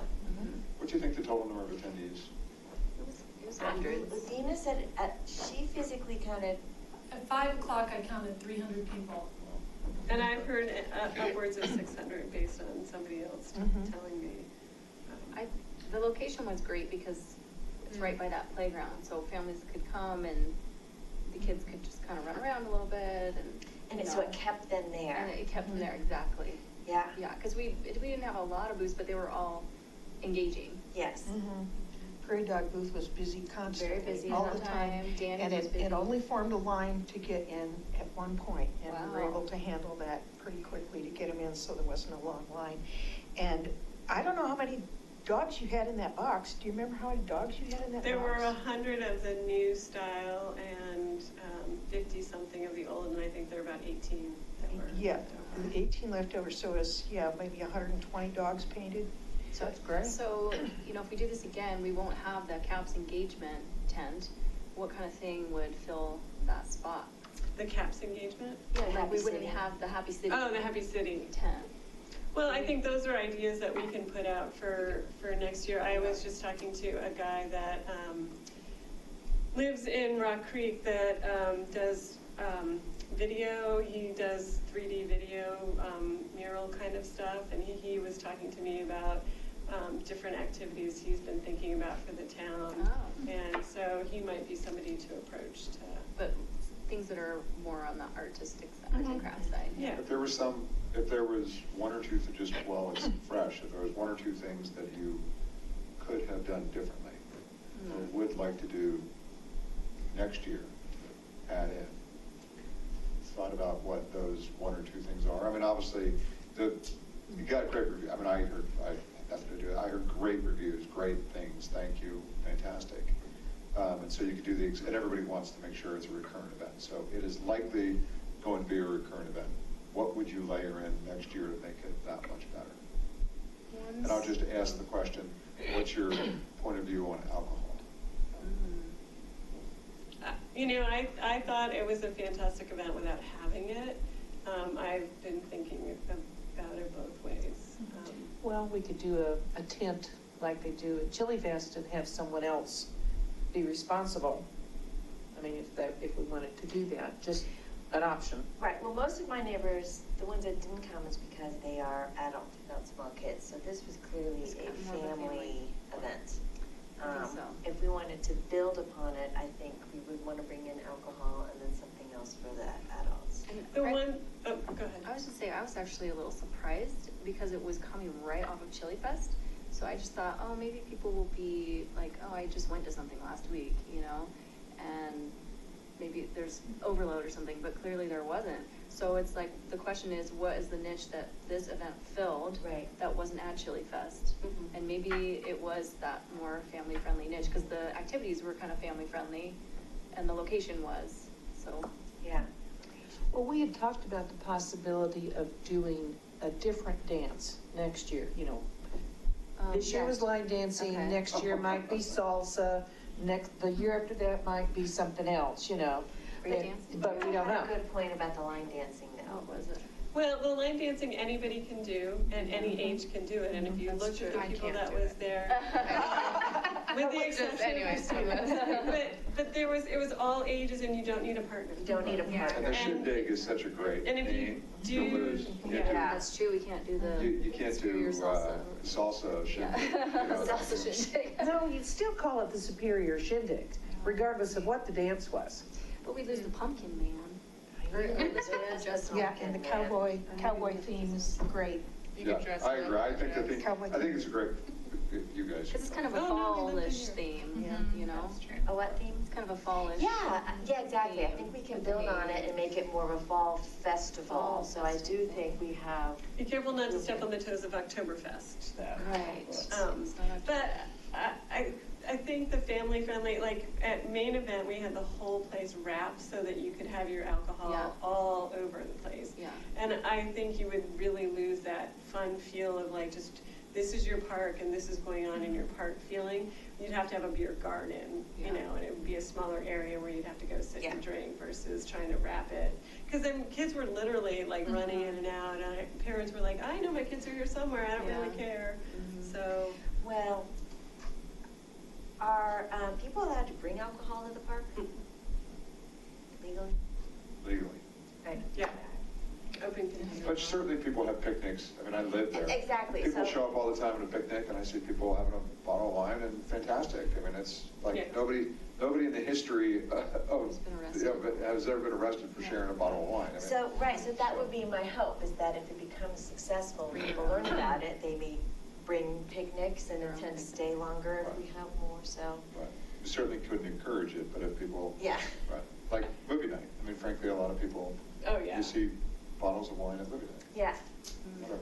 yeah. I love a full-fledged food truck. I think that Dickies did a great job, and they were willing to be there, but I think the food truck also gives it that more festival feeling. Yeah. The ice cream, the gelato lady was very happy. I talked to her, and she was really pleased. She's great. I'd like a wild bull, you know, the, Yeah. don't you think so? Oh my, where'd you come up with that? That is brilliant. They actually have them, If if you can you've seen it, there's it's almost like a Jumpy Castle equivalent that has the bull inside. One of our At neighbors Jump actually. City, I think they have. Yeah, and you could actually have them, you could rent. One of our neighbors had one Oh, nice. years ago. Green Finn, we'll do mutton busting. Mutton busting, oh my gosh, she would run scared. These are all great ideas, so. Universal, but you guys definitely want, so the big takeaway for me is, you guys definitely want this to be a recurrent event. Yes. Well, I would love to. I would like to point out too that it was done with the help of the committee and one staff person. This whole event was run that way. And I don't know if that's sustainable. You know, I think we might want to look in our budget to make sure that we have enough for at least maintenance people. I mean, Greg and Bob thankfully helped us haul those heavy-ass picnic tables around because we couldn't have done it without them. Yes, we need to make sure we increase the budget to include more Labor. work, with labor, Manual labor. manpower, Person power. person power. Or getting volunteers is always a challenge, but I mean, there are so many volunteer opportunities. It's just coordinating those volunteers and acknowledging that 20% of them don't show up and another 20% don't do anything. So, but 40% of them are great. you know, Yeah. so- Well, I think what I saw and what I feel like we were able to do, it's just some of the setup and some of the takedown and that sort of the more manual labor, but sure, if we could get volunteers, it's great, Yeah. but I just think that we want to make sure that that's part of our next year's plan, that we have a little physical help. Are we looking at roughly the same weekend, maybe for next year? Or do we I want to don't- go a little farther, maybe after Oktoberfest? Well, so, If we no, could start I think the this was school. No, it gets, Or it whether It starts was too risky as it Okay. was. Like Yeah. there was yeah, well, the snow report was Yes. No, so, bordering on. all right, that's good. One thing too that's not necessary, but I think would be cool, I liked how the spectacular, you had the artist that did that arch thing. And so if, like you could make it, yeah, no, true, like a ranch thing somehow or something, just to like Oh, take you into it. 'Cause Well, I think that's even nice. hay bales that you Yeah, come through with yeah, hay bales. exactly, totally, easy. More, so we'd have to Not get so more. Fun little entrance. Yeah, it just, it kind of like brings you into it, Yeah. cause like, it's like line Straw, dancing, soft you know. straw. It's like Yeah. More straw. okay. Well, yeah, I mean, they like hay too, because they have llamas and alpaca, but it's too risky for the weather, like that couldn't get wet, so then they just did the straw. And the straw's better for the park anyway, because Yeah. it's not adding seed or things that we don't want. All right, well, Well, thank you again. And I do have thank you cards that I thought if we wanted to sign them, we could send to some of the vendors, like the cowboy poet who stepped in when the real guy wouldn't show up. yeah. So if anybody wants to Yes. sign some thank you notes and to Vera and whatnot, that would be I'm just fantastic. gonna sign my name. Okay, so then the next, I'm gonna skip the very prairie dog pop-up because we really haven't met and we don't have anything to add. Could I have one comment? It's a prairie dog pop-up. I've heard the comment before that, oh, it's just a kid's event. But I want you to know that there's really teenagers and moms and dads that really benefit from this too. There were a couple cases where, a woman shows up with a baby in her arms that can't even walk, and says, can we make a prairie dog? And I said, well, absolutely. Here, I'll sit you down and you show the baby the prints, and the baby's like, she's taking things and trying to put them in her mouth, and the woman is trying to keep them on the table, you know what I mean? But in the end, after they both finished it, she was like, now I have a keepsake of the first art project that I did with my baby. And there was another example was a young man, must have been about 14 or 15, and he just stood kind of shyly off to the corner of one table, and he took a little pile of things and he looked at them, and he took another little pile of things and he looked at them, and he picked one pile up and put it on the dog, and then he took it off, and another one and took it on the, and there was all this activity going around him, but he was so focused that he spent like half an hour working on that dog, and he was so proud of it. So this is something that's not just for the kids that run up and run away. It's a whole family thing. And it's a teaser for what's coming, so I mean, it's Yeah. just brilliant. Exactly. Yeah. Okay, bus So shelters. for bus shelters, is it possible for me to pull up a slideshow on that computer? Yeah, So do that you it have can- a, It's just, thumb drive, or is it online? I don't, it's online. Okay, Is that possible? you can come, here, you can use this on the mouse if you want. I was trying to. Oh, I do like- I just. it's, yeah, you can log it up there. Yeah, it's the computer CPU's under the desk over there. Just a computer. I think so. I don't know, it's logged up. Did the dog thing? Oh, yeah. Did we resubmit things, or they were We're waiting on for the hold right subcommittee, now right? until Oh, the okay. subcommittee meets and we have a clear idea. of There's what- no rush for that, right? Well, it's in our work plan for this year, and we do have to develop the program for getting artists to submit. Oh, right, yeah. Yeah, that's a lot. To be done by this year, or to be Well, I mean, started? it needs to be moving. I mean, it's Okay. part of our work plan, it's part of the Right, okay. budget, so we Okay. need to.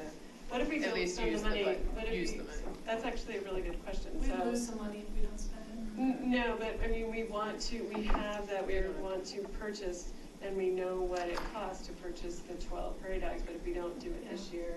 Well, we've given them a deposit, Oh, we have. so, but whatever we don't spend this year, we lose. It's a use it or lose it kind of budget. So you could always pay the artists up front, right? So could we finish paying them even though we don't have any prairie dogs? I don't know, I can find out. Okay. That would be a bad. Yeah. That would be a bad thing, is that what you said? Yeah, because I then guess there's kind no of. reason for them to actually finish. Okay, true. Well, maybe we could put that on the, well, if we're going to do a subcommittee, right? Because I was thinking, I have sent away for something that looks like a wonderful prairie dog that I should have brought tonight maybe, but it's not on the agenda. But, you know, maybe we can move forward still and make it by the end of the year to spend that money. Well, I would like to. I mean, it's just, we need to find the time to do it. And we need some answers about, we've already gone through 2 rounds of drafts. And we have one left. We have one left. Yeah, so, I think what we do is whatever you're gonna give them now, that's the last one. Or, you know, you can still pay more for it. Right. It's not like we're done for everything. And is you know, so they've supplied us with the visual that was a redo of what we originally gave them, and we don't really love it. So what if we totally retool it? Is that considered just another? Yeah, just another, it'll be the last one under our current funding. Okay, so we can totally retool it then. Okay. Is it possible? Well, then I'm glad to hear that because Directly or no? I've got the statute. We don't want to have that kind of practice where you guys are Oh, I involved see. directly with Oh, okay. contractors like that. That's Right. why we brought Shannon here. Okay. And they're in Kansas or something. Oh, cool. Okay, I made a really, really brief presentation, based on meetings that we had with Christina and Terry, and pulled up some fun images that we found online, so.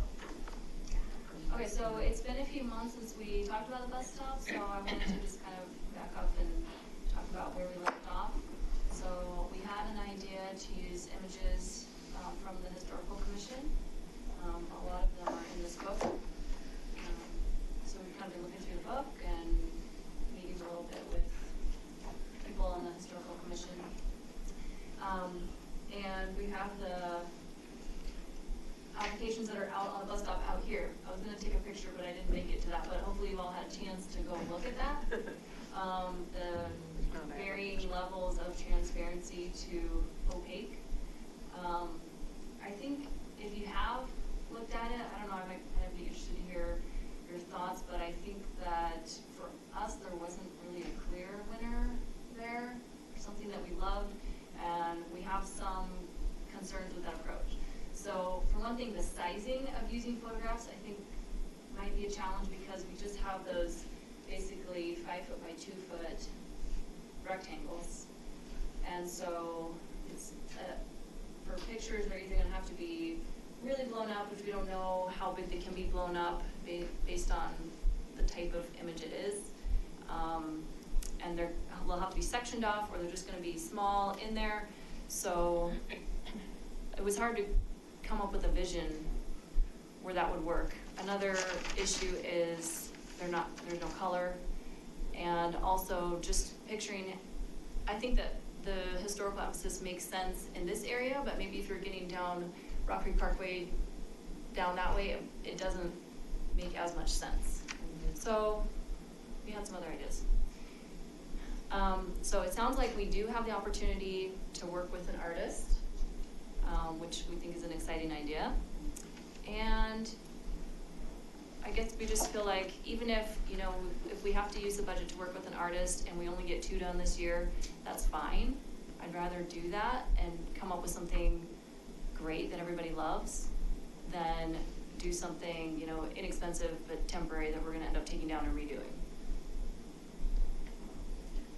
So our idea is that we can work with both professional artists, but also community groups, and I think a couple of the art teachers in town have expressed excitement about this project.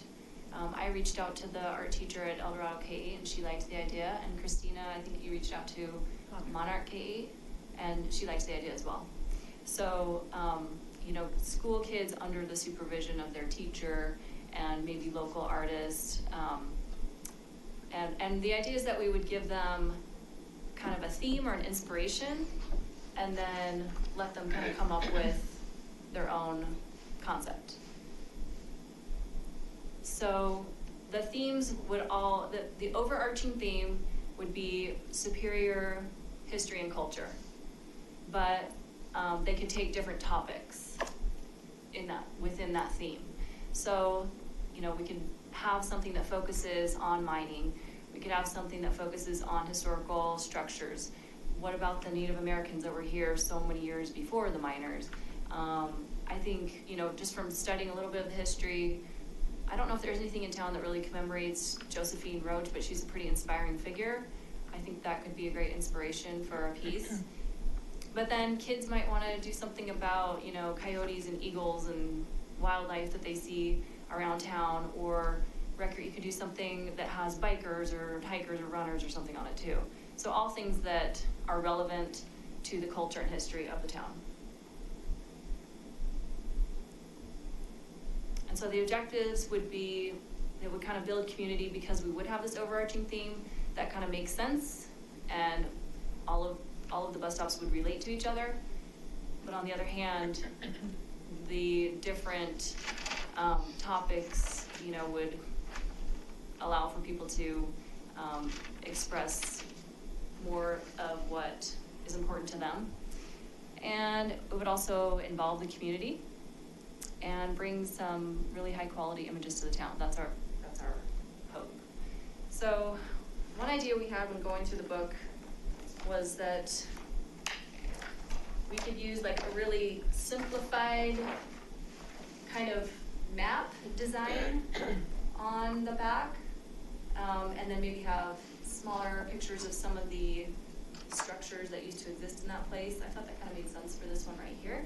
So it would just kind of be a vinyl application, but you could have a designer create that so that it made sense. It wasn't too complicated looking, but you know, you could tell what it was. So that's one idea that we had, because the maps in here, you know, some of them are really artistic looking and could be used as an inspiration for. And then this is just for reference, so for discussion, and we don't have any specific bus stops picked out that we want to start with, but that's just to look at. So does anybody have feedback or questions about that? Well, I can tell you when I chatted with the lady I know on the RTD board, she was really excited about this because she said this could be something that we could then promote to other towns, you know, that have the same thing that we do here in Superior, where we own are responsible for those bus stops. And so she's looking forward to seeing whatever it is that we come up with. Yeah. And that's not to say that we would exclude the photographs. They could be integrated into any of these in any way. But we would, you know, there would be all kinds of options for medium. Yeah, I'd like to not exclude the historic commission since we already brought them on board. Oh, no, I'm really excited.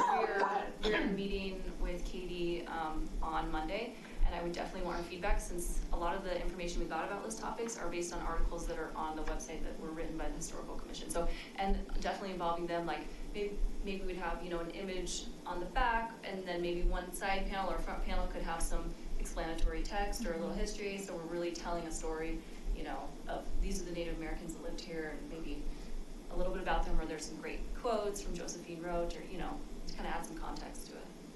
I love the idea of the maps and kind of the history, because Yeah. you're standing at the bus stop, you're waiting, you're probably Right, you have looking for something time to do, to- and I mean, I Yeah. probably don't know Right. a lot of the history that I Right, think and that's a great before opportunity. reading this, I had no idea what existed. Right, and I here, love the so- idea of engaging kids. I think they would get so excited about artwork. Yeah, those are great ideas. Do you have a timeline? Did you guys have a, because we were just discussing about how the Right. money has to get Right. spent this year. Right, so, and our understanding is there's about 5,000 for this project, is that right? We had 12. Oh, 12. Okay, so, and I don't know how much we would pay an artist to do a bus stop, so we don't have any idea of what a budget would look like, because working with kids, of course, we're not gonna pay them, so that would be pretty cheap. That's the kind of stuff I can help you guys with. Okay, right, so Dina can kind of help us flesh out And find artists. finding artists, what we would pay them, and organizing all of this, but 12,000, I mean, that seems like we could do quite a few. That's more than I was thinking, actually. Right. So, What did you had some rough estimates, I mean, I know that you're talking about different applications, but what were if you covered the whole bus stop out there, do you remember what they Do you told have that us? info? I don't. I don't have the info handy, but from my memory, and actually might have it in my notes, from just handwritten notes. It was that meeting, Sandy Pennington was here, and we went over doing all the bus stops, and so you guys outlined $12,000 to do all 12. So if I remember right, it was somewhere around $800 to $1,000 per bus shelter. For just the materials, right? Right, so To be- that's after we have a design.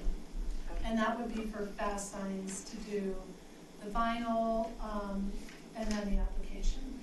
So this, what we're proposing would be completely different then, because we'd be not designing it ourselves. Right, I don't think that you guys were ever gonna design it yourselves. Well, it was just a matter of picking photos Yeah. and figuring out how to put them on. Right, and that's design. Oh, okay, well, But the budget that I showed for that one particular meeting was just $12,000 for vinyl and installation. so of course we'd want to pay an artist more, so we're not going to get to all 12, the 12,000, but. Right, but you could set the stage and then it could Right. be part of our 2020. Right, plan. exactly. And these Yeah. are gonna be all different?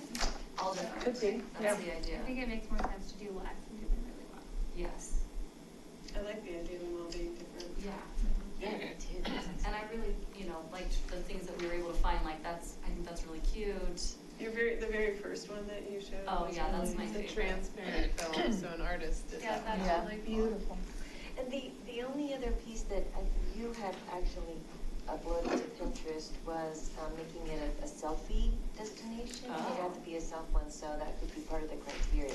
Hmm. Is like if it's really cool, people will want to I go. want to go and take a picture there. You know, Yeah, so, I and did I- it. right, which I think if you gave that to kids, they would certainly know what they would want to. Question, who cleans the bus stops?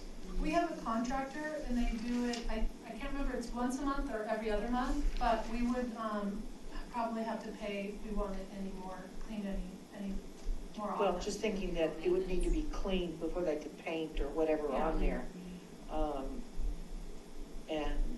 I don't know that if I had spent that much time creating something, that I wouldn't want it clean all the time. Yeah, and they don't clean the inside, and actually the inside is the most dirty.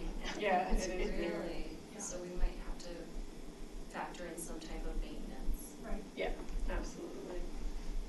So what are your next steps? What do you guys, I think we need to figure out some details, like some budgets and how we're gonna put out maybe an RFP or what we do to find people.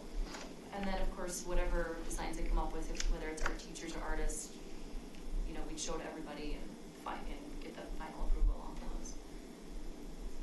But I really don't know, because I've never done it before, so I guess we just have to figure out what some of those details would be. and maybe it's the subcommittee meeting with Dina. Exactly. And then sort of hammering out, if we all like the direction that you're going in Right. and just saying, hey, let's, Yeah.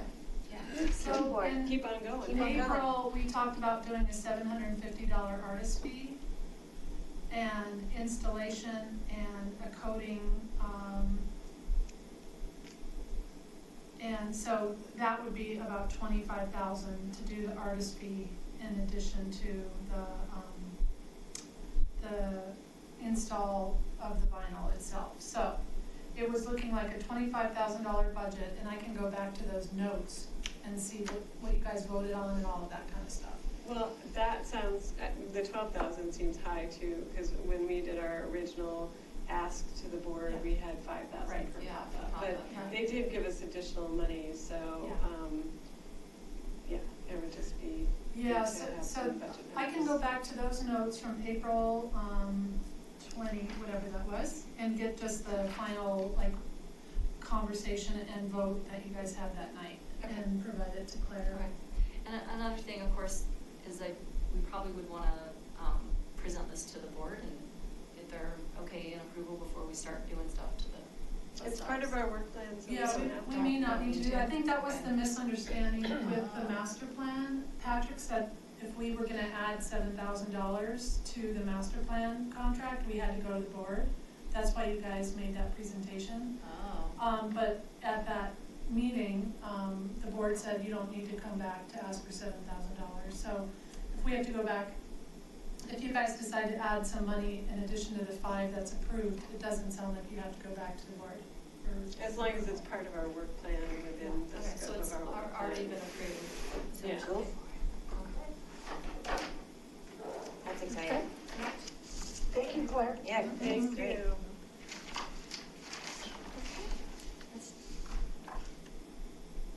anyone else have anything they want to add? Because it is 8 o'clock and that would be really timely to end on time. Main event debrief. Oh, do we want to? Yeah, I think that was a mistake. It was supposed to be for October. Because we're hoping to have Castle here for that. Yeah, that was my ad that never got distracted. Save your notes. Okay. Oh, officially adjourned, the meeting is adjourned? The meeting is officially adjourned. Oh, well, we could, I guess, we have to talk about that event at some point. We need to, The additional event. Dina, next week. I'm pretty flexible. Well, I adjourned the meeting. Oh, can read it. I can I've got unadjourn. some nighttime. Should we unadjourn and take a few minutes to talk Yeah, about, yeah. sorry, we're unadjourning. We're unadjourning. We realized, sorry, that we should probably discuss a little bit about the additional event that Happy City would come out and do their final engagement at. And if people are interested in pursuing the idea of a Count the Lights thing or piggybacking with Skate with Santa, I'm not really in favor of just straight up Skate with Santa. It's a pretty crowded, crazy event that Claire can attest to. Yeah. What if we did something that would invite people to this room that same morning, so that Mitchell's here, because it's, the Skate with Santa is not till the afternoon. So we could do two things. One, maybe quieter, you know, maybe more for the people who wouldn't go to Skate with Santa. And then just, I'll be over there on Monday kind of plotting things out, and I'll see if there's an ideal space where we could try to do a side, I don't know, put something together like that. What day of the week is this? It's a Saturday. It's a Saturday. So that, like, I don't know how you feel about like a Saturday mid-morning thing here. In addition to some kind of Count the Light thing, or not? Just that would be the event? Yeah, no, not in that. I don't have that in that plan. So you don't like the idea of a Count the Lights event? No, it's not that I don't like the idea, but I'll say that as a family, I never went to it after Skate with Santa because we were just tired after Skate with Santa. So it just felt like, okay, you just kind of feel like you want to go home. Do you think Skate with Santa is the right place for us to be doing that engagement? I don't know. It's awfully noisy. Like I said, the only way I'm picturing it is if it's kind of in a side room off, and where you can kind of lure people in with some hot chocolate or something like that. So, but I don't know if there is a place like that. Would it be possible to do it the next day, sort of in the evening as like its own Like thing? a Sunday afternoon. A Sunday early evening event of some Like sort? with lights? I Yeah, love the yeah, lights because it's during- kind of a more quiet or kind of a thing. I don't know. What do people think about a Sunday evening? I like that idea, actually. Well, we could do like a hayride. You were talking about that. Making the lanterns, the s'mores, do the posters, hot chocolate. We could do a straw sculpture Yeah, almost one more. competition. A straw sculpture. That'd be interesting. That's actually kind of cool. With hay rides. What does that look like? Yeah, what is a straw sculpture? Itchy, it looks itchy. Yeah. At least it's not, at least straws. So you think, you think if we tried to capture some of the people from Skate with Santa, so if we were at the entrance of Sports Stable, you think that would be too much as a family member? Like going, if you're walking in to Skate with Santa and we had a tent set up in the horseshoe in front of Sports Stable just to walk through, or to walk through afterwards with the hot chocolate, is that, you're saying that that might be too much for the families in the... Oh, no, what I was saying is the reason I never went to the Count the Lights event after Skate with Santa was that after skating around, we're kind of cold, for a couple hours and just kind of wanted to go home and not do another event. But if you're saying right there on the premises. Right, if there was proximity, so we're still capturing some of those people, but then additional people, like the downtown Superior and maybe just, I don't know, curlers. You might want to ask too, how involved Sticks is gonna be with the, Yes, I like with the the hot walking chocolate. with that. Yeah, they Because I think might have a Sticks plan. is- yeah, Panera's done it in the yeah. past, maybe Six is doing it this year. Yeah, but, I mean, not just liquid, we could do something else. Yeah. Cider, actually. Cider. No, the You're right. lanterns, I So mean, you because could do hot, I'm sorry. oh, no, go ahead. No, I was just saying you could do hot and spiked. But I like the lanterns, I mean, I think that's just gonna naturally draw people in because it's, you know, Something new. shiny. What? Lantern walk. Yeah, the lantern walk would be really cool. And I do that I've done that every year. There's a lot of ways to make lanterns with recyclable stuff. Then we could get the ACES committee involved, they would love that. They've changed their name so many times, I can't remember what the acronym stands for, but it's the Recycling and Conservation Committee. Oh, yeah, cool. I'm sorry. I can't think of what the A is either, that's weird. Yeah, Something environmental sustainability at the end. What's the A? Right, but I don't know, it's funny. accountability. Advisory committee on environmental. This is the ACES committee, so I can't do the advisory committee for the committee. The advisory committee, the committee. So I like the idea of trying to capture those people, like piggybacking on some marketing that's already happening. And since we're there at the sports stable, that's easy access to the Coal Creek, so it doesn't have to come all the way over here, because let's assume it's gonna be another polar vortex, right? So we don't wanna have the, My guidance would be, maybe don't bite off too much. If you go off campus, and don't forget, the weather, I mean, it's a complete crapshoot, right, with weather. Yeah. No idea. I mean, I went to that Count the Light one year, and it was like 70 degrees. The That's what wind I was heard. blowing like 70 miles an hour, and it was like freezing cold. it was awful. And it was That's like, why I right, that want sucked. Yeah, we So want a tent. you just don't know, and the tents won't even work, right? I mean, Tent with heaters. Oh, yeah, you can do tents with you heaters. just long never as it's know not though with windy. the, Or I mean, snowy.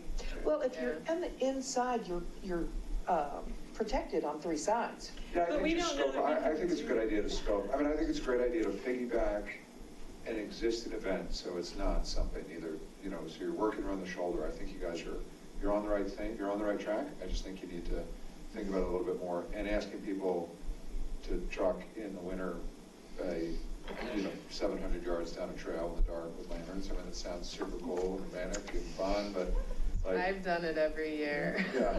But I didn't enjoy it every year. Right.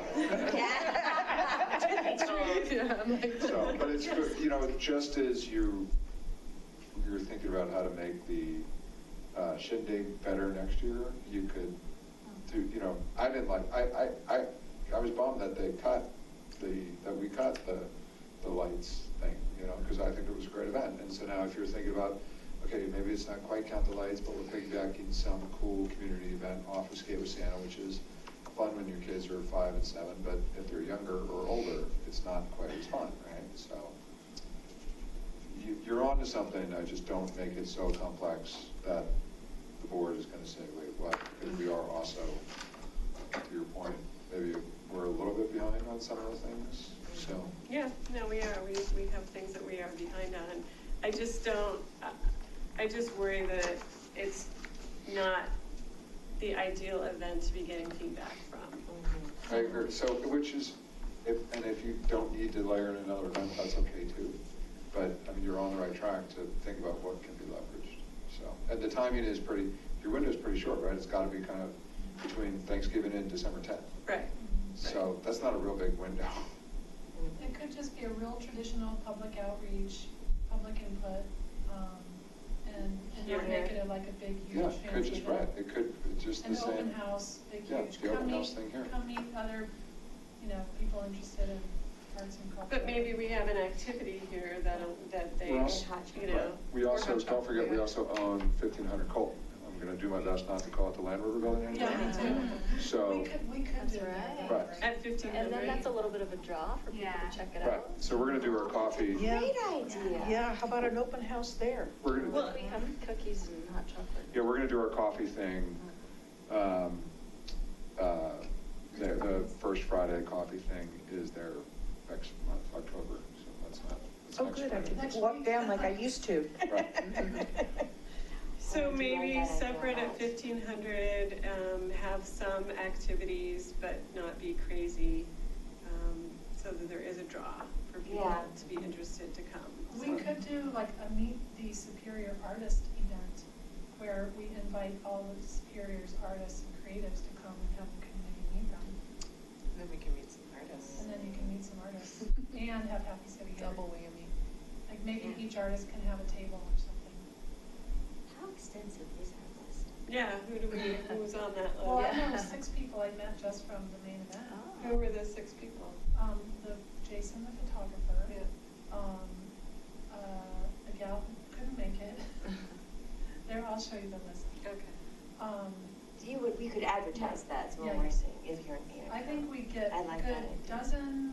maybe dozen creatives that would be interested in, saying. And at this event, what we'll have is some concrete proposals from Happy City. Is that what's gonna be? People are giving Right. feedback on what they are proposing. Yeah. Right. To Yeah, I think, and What we need is a controversy. We had a controversy, because that's why people came to the recreation center. I'm just joking about that, but it's a little weird too, because we're using that as a space, but the point of the meeting will not be to define what the 1,500 Colton space No, should be. no. That's a completely separate exercise, Right, so right. you just have to, consider that just as a big room. It's just the for now. venue. Yeah, And it just won't the be venue. under construction by then, so. Yeah, and the What does it look like? community outreach for what that space will end up being should be wrapping up about then, I think, from what Manager Oh, Magley they're said. having community outreach already? Yeah, they're starting, I think as soon as the architect is selected. So it'll be about a month or 2 of community outreach with the architects. So this will be the back end of This the, would be the back end of it. So I'll keep an eye on that schedule so we don't conflict with it. But I already asked Manager Magley if he thought the first week of December would be okay for something like what we're talking about. He said yes. Is it big enough to have like a small concert or something? Yeah, we could have, I'd have to test it out. It echoes a lot. So we could just put a speaker out and like the one we had for the line dance and turn it on and see how it sounds in there. But we could certainly have, whether it's live music and maybe a trio or something. Yeah. That's a nice idea, because so many people wanted live music too. Yeah. Yeah, so maybe pretty- it's a trio or something small. Maybe a pianist, or I don't know, we can't get a piano in there maybe. So with We can rent a piano. are we thinking that Sunday afternoon then? The 8th. Yeah. The 8th, yeah. Yeah, I like that idea. Or do we do the Skate with Santa is a kid thing, and it's a chamber event. Is the town participating this year? Yeah, I'm waiting to get my marching orders. Oh, I have a meeting on Tuesday with the chamber. okay. So general consensus, Sunday afternoon, the 8th, 1,500 Colton, you could talk to Matt. Perfect. I like that idea. We're just gonna be a little, but just, there's a, part of my brain is like, again, Happy City is about the community, and there needs to be a separate engagement about that building, and I don't wanna Confuse the two. confuse the, so we just gotta be a little careful there. Because people will go there and say, oh, this would be a perfect place for the stage, and that might be the right comment, but not the right place to make that comment, so. Will there naturally be some overlap between the engagement that's happening for I that can't help, building? I can't help but see what people were putting on the boards and Yeah. realize that we now have a 15,000 square foot building that will check a lot of those boxes that the Right. community is talking about. So I don't want to say much more than that, but we have an asset and we have That's a request. right. We could potentially marry these things up. Well, I think as much as we can make it an event and not a. Right. Yes, it's just it's a venue and it's an event. Right, then, and I think, for under $1,000, our postcard was incredibly successful. So if we figure out how to brand this event, we can do a postcard So, and. didn't we have an idea one time to do some kind of multicultural holiday themed event with different groups, maybe presenting something about their winter holiday? I don't remember. No? Yeah, heard of we it were too. talking about, yeah, we did. We were talking about I think we were doing a food Yeah, maybe it would be but- a food thing or music or. Yeah. Yeah, I think you're, Keep it if as cheap it's possible. if it's all about Mitchell and presenting and getting feedback, and then at the same time, I think it's a really good idea to invite some artists and, you know, Have suggest, activities and. you know, some type of A little activity, and bit then of even, music you know, Yeah. Do it for and then that. showing off the space, that it's really cool space, so to have, you know, I don't know, the Broncos game on that Sunday afternoon or whatever, you know, Oh, something. yeah, we need to check that and work around that schedule. But it's a really good idea, so just try to keep it a little simple, and I don't want to push, staff's got a lot going on, so I want to be a little respectful to putting more things on their Right. plate. You know, one more event that we thought of at the last minute. Yeah.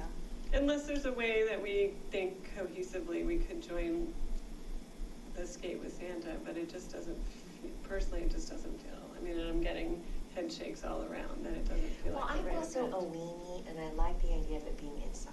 Yeah, I think that I think a lot weather of people do, factor actually. Yeah. won't be as big of a deal. On the 8th, the Broncos game is at 11 a.m. Yes, I just got that text. Yeah. Somebody watching. Thank you. Right. We could do light lanterns in the lobby at. That would be cool. Right. You can hang them We could do outside. lanterns inside. Well, and honestly, Shanti, Rock Creek School's right across the way, and we could actually have the activity over there perhaps, because she's just always wanted, I mean, she helped with the Prairie Dog pop-up, and she's asking, you know, she's opening her doors essentially to allowing us to do things there if we were interested, so that's a thought too. Right, then it might be a nice opportunity for Shanti to market her school, right? I mean, it, to your point, it is right there, so Yeah. she could host an open house that night, you know. Or she could, yeah, and she could have an activity there, or the artist, you know, something, some way to. And, or all local businesses. Right, exactly, and encourage the businesses that are there, sort of a progressive. Maybe we'll have a prairie dog area for Santa. It's a big prairie dog. Yeah, right there in the middle of us. Hopefully we'll have them by then. Yes. All right, so we have a somewhat of a plan. We Yeah. feel good about the idea, and then we'll just help it come to life. I mean, we said line dancing for, you know, a half a year, and then we pulled that out. Yeah. so Oh, I figure think we this can out. easily pull out a really cool event. Yeah. For sure. Okay. Okay, it's busy with Chili Fest. Yeah. For December. Okay, I'm going to adjourn again now. We Thank you all adjourn. for staying. Eight. Daryl, should I bring in, I just have 3, but the I saw your sign.